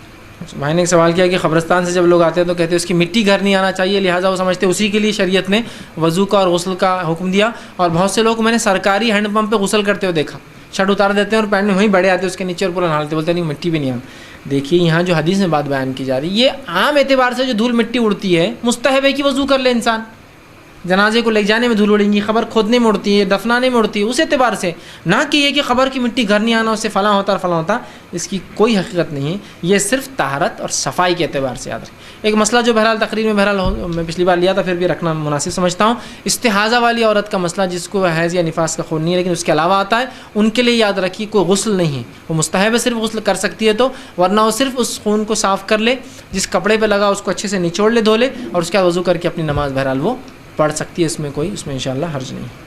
کسی نے ایک سوال کیا کھانا کھاتے وقت بسم اللہ پڑھیں، اور ہماری عادت ہے کہ بچوں کو دوا پلاتے وقت بھی بسم اللہ بولتے ہیں، تو لوگ کہتے ہیں کہ دوا پلاتے وقت بسم اللہ نہ کہو بلکہ یا شافی یا کافی کہو، یہ درست ہے کہ دیکھیے یا شافی یا کافی دوا پلانے سے پہلے پڑھنا سنت سے ثابت نہیں ہے۔ دوا پلانے سے پہلے یا شافی شفا دینے والے ہے، کفایت کرنے والے، یہ لفظ پڑھنا سنت سے ثابت نہیں ہے۔ تو بسم اللہ پڑھ کے کھلائیے۔ بہت سے لوگ بولتے ہیں بسم اللہ پڑھ کے دوا کھلائے، تو میاں بسم اللہ سے کیا آتی؟ برکت۔ تو بیماری میں کیا آ جائیں گی؟ برکت۔ تو میں دیکھو ایک چھوٹا سا اصول، مطلب بیوقوفی کی بھی حد ہوتی ہے۔ دوا کھا رہے تو دوا کے لیے بسم اللہ پڑھے نا، اس میں برکت آئے، یا بیماری کے لیے پڑھ رہے بسم اللہ بیماری میں برکت آئے؟ بولی عقل میری کیا بول رہی ہے؟ دوا میں کھا رہا ہوں تو بسم اللہ پڑھوں گا تو میں امید کر رہا ہوں کہ دوا میں برکت آئے، کہ دوا کم زیادہ اثر کرے، کیا بیماری میں برکت آئے، بیماری زیادہ بڑھ جائے؟ مطلب عقل بھی کچھ ہوتی ہے، اللہ اگر عقل کو بھی استعمال کرے نا تو بہت ساری باتیں انسانی بدعت خرافات چھوڑ دیں گا۔ اگر میں بسم اللہ بول کے کھانا کھانا چاہ رہا ہوں تو کیوں بسم اللہ بول؟ جیسے آپ کو موٹا آدمی ہے، بسم اللہ بول کے مت کھاؤ کیوں تو برکت اور آ جائیں گی تمہارے جسم، اور موٹے ہو جائیں گے تم۔ ہاں تو بولیں گے نہیں برکت کھانے میں آنا، جسم میں نہیں، مطلب اور موٹا نہیں ہونا، کھانے میں ہے نا۔ تو میں بول رہا ہوں عقل کا تقاضا تو یہ ہے کہ آپ بڑے بیماری میں برکت، تو بیماری میں کیسے آئیں گی؟ آپ بسم اللہ دوا پہ بول رہے ہیں نا، تو دوا برکت ہو جائیں گی، دوا جلدی اثر کریں گی، بیماری کیوں برکت ہوں گی؟ مطلب عقل بھی کوئی چیز ہوتی ہے، بہر اللہ رحم کریں۔ تو بولے وہ اپنے عقل کی بنیاد پہ دیکھیے شریعت کو چھوڑتے ہیں، بسم اللہ نہیں پڑھنا، بولے دوا کھاتے، اس لیے کہ پھر دوا بیماری میں برکت، ارے آدمی بیماری میں نہیں آتی برکت، دوا میں آئیں گی اس سے، ٹھیک ہے؟ ہر کام سے پہلے بسم اللہ کرنا ہے، ٹھیک؟ تو بہرحال بسم اللہ پڑھیے، یا شافی یا کافی ثابت نہیں ہے۔ جی اگر کسی کو احتلام ہو جائے تو اسے غسل صرف ناک سے نیچے کرنا چاہیے یا پورا بھی کر سکتے ہیں؟ بھائی نے سوال کیا کہ اگر کسی کو احتلام ہے تو غسل کیسے کرے؟ تو احتلام ہو جائے تو مکمل غسل جنابت اس کو لینا پڑیں گا، اس لیے غسل سے واجب ہے، سر کے بالوں سے لے کر پیروں تک ہر حصہ بھیگے، اور مرد ہو تو پورے بالوں کی جڑوں کے اندر تک پانی جانا لازم ہوگا، عورت ہوں گی تو اگر بہت زیادہ گھنے بال ہے تو اوپر سے بھی گزر جائے 3 بار تو کافی ہوگا۔ تو غسل جنابت کے اندر مکمل جسم بھیگنا واجب اور فرض ہے، اس لیے کہ اس کا غسل ٹوٹ چکا ہے، اب مکمل دھونا ہوگا۔ ہاں آپ صرف یہ بول سکتے ہیں کسی نے پیشاب کر دیا، آدمی کو ہوتا ہے کچھ لوگوں کو بیماری، تو نیچے کا دھو لے، اس لیے کہ پیشاب کر لینے سے غسل نہیں توڑتا، تو آدھا دھولے میں کافی، یا پیخانہ نکل جائے کسی بنیاد پہ تو اس کو صرف دھو لے۔ غسل کا انتظام ہے تو بہت اچھی بات ہے، لیکن اس پہ غسل واجب نہیں ہوا۔ واجب کرنے والی چیزیں میں بتا چکا ہوں، بچے پیشاب کر لے، سب بالغ بھی لیکن کبھی ہوتا بیماری کے سے، بڑے ہیں کچھ وجہ سے نکل جائے، نیچے کا حصہ دھولے کافی ہے، لیکن جنابت میں احتلام میں تو مکمل طور سے سر سے لے کر پیر تک، اور مرد کو تو بالوں کی جڑوں تک اس کو دھونا ہوگا۔ دوسرا کسی نے سوال کیا کہ لائٹ کے میٹر میں جو کام کراتے ہیں اس کی ریڈنگ کم کراتے ہیں، ایسا کرنا بھی کیا اسلام میں جائز ہے؟ نہیں، یہ حرام ہے۔ تو ایسا کرنا لائٹ کے میٹر میں، کارپوریشن کے نل میں، ہاں اپنی شادیوں میں آنکھوڑے ڈال کے لینا، اپنے پروگرام میں لائٹ فری لینا، یہ شریعتاً سب حرام ہے۔ یا کسی بینک کو دھوکہ دے کے پیسے لے لینا اور بعد میں پے نہیں کرنا، بھائی سودی ہے نا، کیا ہوتا تھوڑا لوٹ لیے تو، یہ تمام چیزیں حرام ہیں۔ روز قیامت یہ کارپوریشن، یہ بینک سب آ جائیں گے، یہ غیر مجسم جسم لیں گے، ان کا حساب اللہ کریں گا، ان کو تو کوئی فائدہ نہیں ہوگا، ہم لوگوں کی نیکیاں یہ لے کے چلے جائیں گے۔ تو لہٰذا آپ یہ دھوکے والا کام نہ کریں۔ کسی نے ایک سوال کیا، بہرحال سوال کا انداز بہرحال میں تھوڑا سا صرف چینج کر دیتا ہوں۔ انہوں نے کہا کہ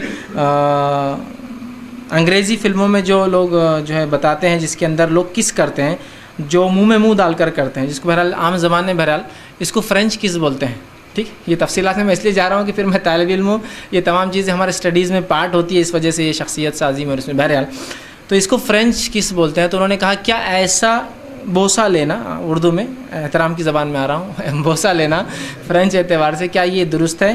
تو دیکھیے شریعتاً اس میں کوئی ممانعت نہیں ہے، بس اتنا ہی اس کا ہے، سمجھ رہے آپ کہ منہ میں منہ ڈال کر جو بوسہ لیتے ہیں کس جس کو کہتے ہیں فرینچ کی عام زبان میں، تو ایسا کرنا شریعتاً حرام نہیں ہے، بلکہ یہ تو محبت کے تقاضوں میں ہے۔ آپ صلی اللہ علیہ وسلم کی روایت آتی ہے کہ میں عائشہ فرماتی، بہرحال وہ روایت حیض سے بھی متعلق آپ فرماتی ہے، میں حیض کی حالت میں ہوتی اور ایک گلاس سے پانی پیتی، جس جگہ سے میں پانی پیتی رسول اللہ کو جب وہ گلاس دیتی تو آپ وہیں سے پانی پیتے۔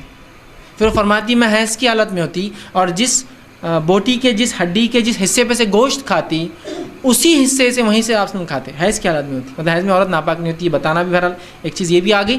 دوسرا ظاہر سی بات ہے جہاں سے عورت پانی پئیں گی تو لعاب لگ جائیں گے نا، ٹھیک؟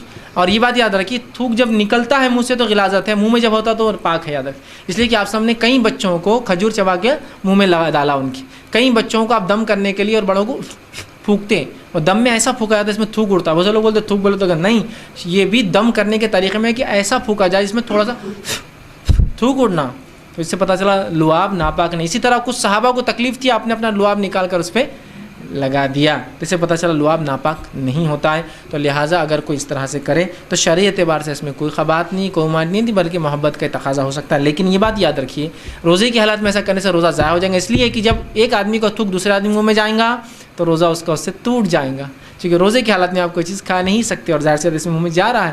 تو لہٰذا روزے کی حالت میں اگر کوئی آدمی اپنی بیوی کو بوسہ لیتا ہے تو وہ اوپر سے لے سکتا ہے, لیکن جو اس طرح سے وہ نہیں کر سکتا, یاد رکھیے. تو شرعی اعتبار سے اس میں کوئی خبات نہیں ہے. میں نہیں جانتا ہوں کہ اردو میں اس کو کیا نام بولتے ہیں, ورنہ لوگ مجھ پہ الزام لگا دیں گے بھائی فرانس کا نام لا لیے تم نے اور پہلے فلاں ہے. تو بہرحال شرعی اعتبار سے مجھے نہیں معلوم, چونکہ فرانس کی بہت ساری چیزیں دنیا میں مشہور ہے, اس کی داڑھی مشہور ہے, اس کا کس مشہور ہے, اس کا فلاں, اس لیے میں نے وہ نام لیا.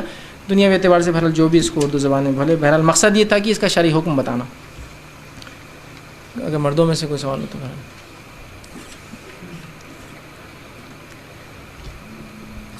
السلام.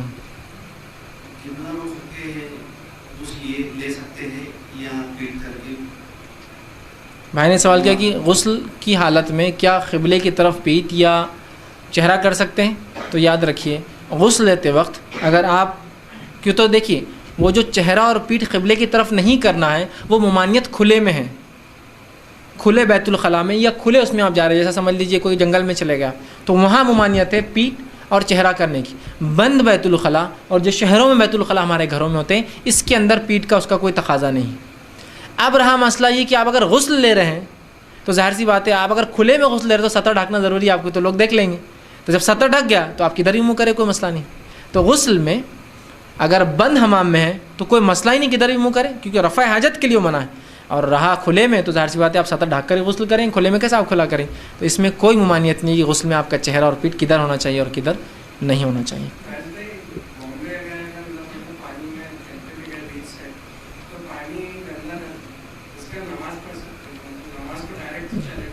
بھائی نے سوال کیا کہ اگر کوئی پانی میں وہ سوئمنگ کو جا رہے ہیں یا بیچ پر جا رہے ہیں اور وہاں سوئم کر رہے ہیں تو پانی گندا ہے, گندے سے مراد اس کا رنگ سمجھ میں آ رہا ہے کہ کچھ وہ ہے.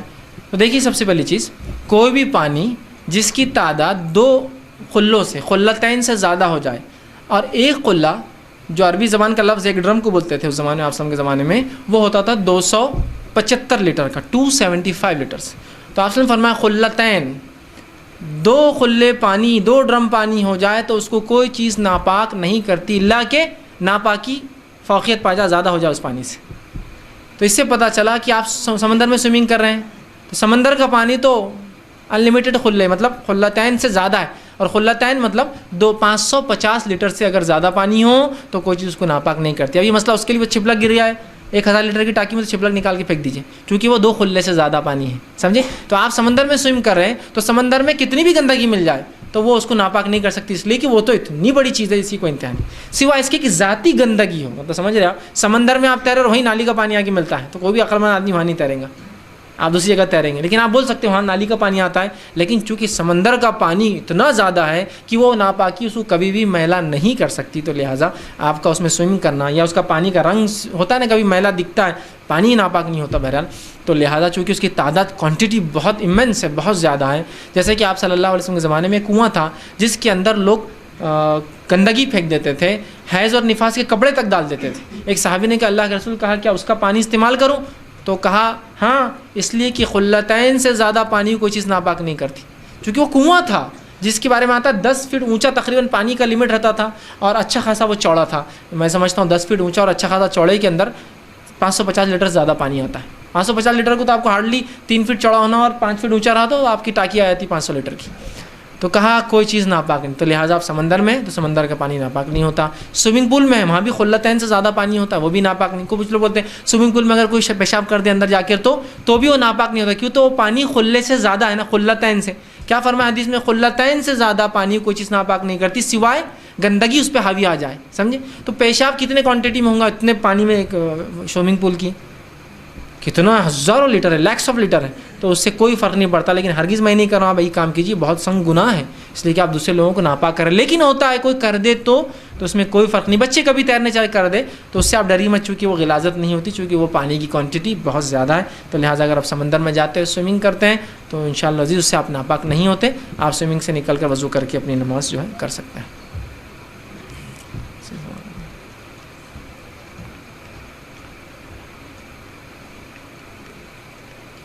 کسی نے کہا میت کے گھر سے واپس آنے کے بعد کہتے ہیں کہ منہ دھو کر گھر میں داخل ہو اور چھوٹے بچوں کو قریب جا سکتے ہیں, کیا یہ صحیح ہے؟ دھو کر داخل ہوئے اور چھوٹے بچوں کے قریب جا سکتے ہیں, یہ صحیح ہے؟ دیکھیے سب سے پہلی چیز, میت کو کاندھا دینے کے بعد کاندھا دینے والا وضو کرے. میت سے آنے والا, جیسا عورت سمجھو میت میں جا کے, تو عورتیں تو کاندھا دیتی نہیں ہیں, تو کیا وہ آنے کے بعد منہ دھوئے؟ ایسا کوئی صحیح عمل ثابت نہیں سنت سے, لہٰذا آپ بالکل نہ کریں. عورتوں کے لیے بات نہیں ہے. مرد چونکہ کاندھا دیتے اور پیچھے چلتے وہ وضو کریں گے, اور وہ بھی طہارت پاکیزگی کے لیے, کوئی نحوست ہٹانے, خبر کی مٹی ہٹانے نہیں. اور عورتوں کو تو کوئی چیز کی ضرورت نہیں. ہاں یہ الگ بات ہے, فریش ہونے کے لیے آ کر منہ دھوتے دھوئیے, وہ حرج نہیں, لیکن ایسا کوئی میت کے بعد دھونا یا بچوں کو نہیں لینا جب تک منہ نہیں دھویا, ایسا کچھ بھی نہیں. ہاں گندگی ہے, دھول مٹی لگی ہوئی تو آپ دھو کر لیجیے, وہ ایک الگ چیز ہے, لیکن ایسی کوئی سنت نہیں, یاد رکھیے.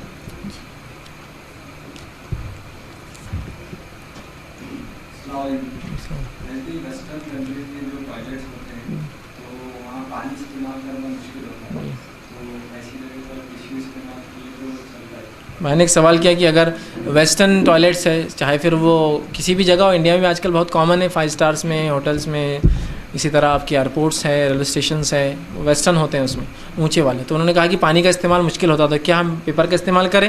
تو دیکھیے پانی کی موجودگی میں پیپر کے استعمال کی اجازت نہیں دی جا سکتی. ویسٹرن ٹوائلٹ بھی اگر ہے اور اس میں مشکل ہوتی ہے, میں جانتا ہوں, لیکن وہاں آپ جو ہے ٹیشو کا استعمال مت کیجیے. پانی کی موجودگی میں ٹیشو کا استعمال, پانی کی موجودگی میں تیمم کا کرنا, مطلب آدمی قادر نہیں ہے تو الگ بات ہے, لیکن پانی کی موجودگی میں تیمم, ٹیشو, یہ درست نہیں ہوگا. یہ تبھی ہوگا جب پانی غیر موجود ہو, تو آپ ٹیشو استعمال کیجئے, پیپر استعمال کیجئے, اینی تھنگ ہو سکتا ہے, ٹاول ہو, کچھ بھی ہو سکتا ہے. بہرحال ہر علاقے میں الگ الگ چیزیں ہو سکتی ہیں, لیکن پانی کی موجودگی میں یہ کرنا اجازت نہیں دی جائیں گی. تو لہٰذا ویسٹرن کنٹریز یا ہمارے ملکوں میں بھی جہاں ایسے ٹوائلٹس ہوتے ہیں, اس کو آپ خاص لحاظ رکھیں, خیال کہ آپ کو پانی سے کرنا. ہاں مشکل ہوں گی, میں بھی سمجھ رہا ہوں, لیکن آپ کو اس کا کچھ نہ کچھ انتظام یا حل بہرحال نکالنا ہوگا, جس میں ایک سادہ حل بہرحال جو آپ استعمال کر سکتے ہیں بہت, لیکن ٹیکنیکلی فٹ ہوئیے آپ اس کے لیے, ورنہ وہ رسک مت لیجیے. اوپر چڑھ کے بیٹھ جائیے اس کے, آپ ہوتا تو وہ نیچے ہے, لیکن اوپر جیسے آپ انڈین میں بیٹھتے ہیں اس کے اوپر چڑھ جائیے, لیکن رسک بہت بڑا, اس لیے کہا ٹیکنیکلی تھوڑا فٹ ہونا چاہیے, اس لیے کہ اس کو پیڈسٹل, پیر رکھنے کی جگہ نہیں ہوتی, اس کو خالی بارڈر ہوتی ہے جو آپ کے بیٹھنے کے حساب سے بنی ہوتی ہے. ٹھیک ہے, ٹھیک ہے. یا پھر اگر بیٹھ کر دھونے کا انتظام ہے تو وہ بھی یوز کر سکتے ہیں. بہت سے لوگ پوچھتے ہیں کیا ویسٹرن ٹوائلٹ پہ طہارت ہوتی ہے؟ ہاں ہوتی ہے, لیکن اس کے لیے ویسا آپ کا ویسٹرن ٹوائلٹ ہو. ویسٹرن ٹوائلٹ جو ہوتے ہیں اس کے جو طریقہ ہوتا ہے وہ یہ ہوتا ہے, بہت سے لوگ بولتے ہیں کیا گندا رہتا ہے سب اس سے بیٹھتے, ویسا نہیں ہے. وہ انڈین ٹوائلٹ سے بھی کبھی کبھی زیادہ اچھا ہوتا ہے. اس پہ یہ ہوتا ہے, یہ ایک الگ بات ہے کہ انڈین ٹوائلٹ جو فطرت ہے اور بہت آسان اور بہت صحیح ہے, لیکن ویسٹرن بھی کو بہرحال میں کھلے طور سے حرام قرار نہیں دے سکتا ہوں. تو اس کا طریقہ یہ ہے کہ ٹوائلٹ پیپر ہوتا ہے اندر, جو کہ سادہ ٹیشو نہیں ہوتا ہے, بہت تھک پیپر ہوتا ہے. جب آپ وہ ٹوائلٹ میں جاتے ہیں تو رول کھول کر نکال کے اس کو پہلے بچھاتے ہیں اوپر اس کے کور پر. ہر بار ہر آدمی اس کو بچھائیں گا اور اس کو پھینک دیں گا. اور وہ ٹوائلٹ پیپر کی خصوصیت ہوتی ہے, کبھی فلش میں بھی ڈالے تو کھل جاتا ہے فوراً, وہ اٹکتا نہیں, جام نہیں ہوتا فلش میں آتا ہے, کہ اسپیشل پیپرس ہوتے ہیں. یا کبھی اس کے لیے ڈسٹ بن ہوتا ہے, لیکن کبھی وہ ڈال بھی دے تو فلش میں کوئی پرابلم نہیں ہوتا. تو اس کو پورا بچھانا پڑتا ہے آپ کو. اس کو بچھانے کے بعد آپ اس پر بیٹھتے ہیں ہر بار. ٹھیک ہے, یہ سمجھ رہے ہیں بات کو. تو وہ اچھے ہوتے ہیں اس میں ایک دم نہیں, چونکہ بیمار انسان استعمال کر سکتا ہے اس کو, مجبوری میں ہو سکتا ہے. یا کئی جگہ آپ سمجھ لیجیے آپ بوڑھے ہو گئے اور ویسٹرن ٹوائلٹ کے علاوہ راستہ نہیں, تو کیا کریں گے آپ؟ اوپر بیٹھنے کا رسک آپ لے نہیں سکتے, ایک جوان لے سکتا ہے.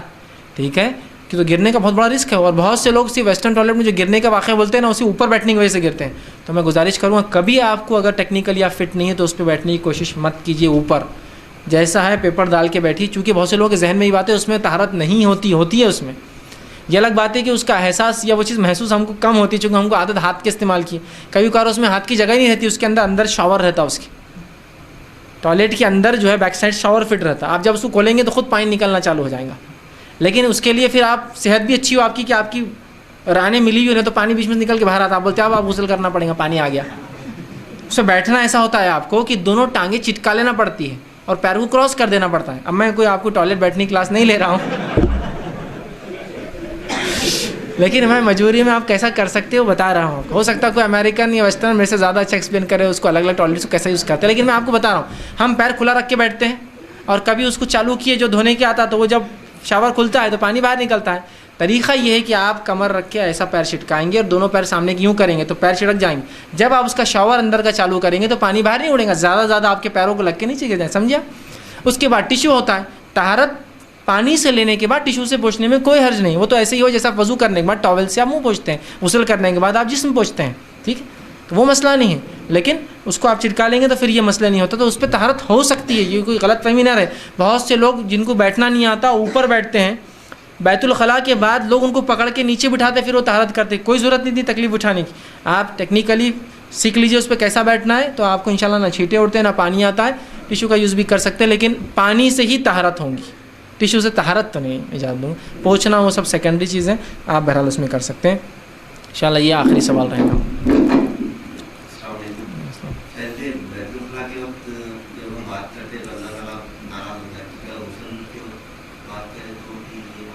جی بھائی نے ایک سوال کیا کہ بیت الخلاء میں جو آدمی بات کرتا ہے تو اللہ اس سے ناراض ہوتا ہے. جیسا کہ ہم نے دیکھا تھا کہ اس میں بات نہیں کرنا چاہیے, منع ہے کہ بیت الخلاء کو 2 لوگ بیٹھے اور بات کریں. تو کیا غسل میں بھی بات کرنا منع ہے؟ تو دیکھیے میں یہ کہوں گا کہ طہارت خانے میں یا غسل خانے میں جائے تو خاموش رہے, زیادہ بہتر ہے. وہ بات کرنے کی جگہ نہیں ہے, وہ بات کرنے کی جگہ. بہت سے لوگ ہوتا ہے نہاتے وقت گانے گاتے ہیں, بہت سے لوگ نہاتے وقت کچھ ہی بہت سے لوگ تو گانا لگا کے نہانے کو جاتے ہیں, ٹھیک. تو یہ سب نہیں ہونا چاہیے.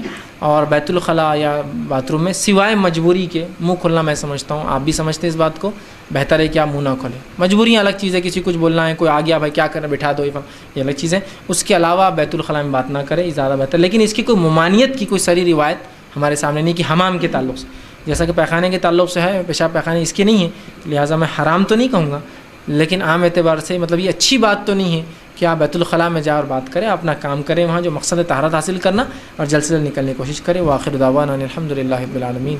اچھا بہرحال میت کو قبلہ کرنا, پیشاب پیخانہ کرنا منع ہے.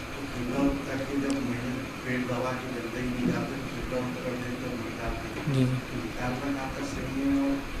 اور بھائی نے سوال کیا کہ قبلہ رخ کرنا, جیسا کہ بیت الخلاء میں قبلہ رخ منہ ہونا درست نہیں ہے. اب میت کو ہم جب وہ کرتے ہیں تو اس کا چہرہ پیر چکے قبلے کی طرف کر دیتے ہیں تاکہ اس کا چہرہ قبلے کی طرف, اور جب دباتے ہیں اور پیچھے سے اٹھاتے ہیں تو یہ کہاں تک صحیح ہے. تو دیکھیے وہاں وہ کور ہوتا ہے, بند حصے میں ہوتا ہے, ڈھکا ہوا ہوتا ہے, اور چونکہ وہ مردہ ہے وہ خود سے نہیں کر سکتا, تو لہٰذا یہاں ہماری گرفت پکڑ نہیں یاد رکھی.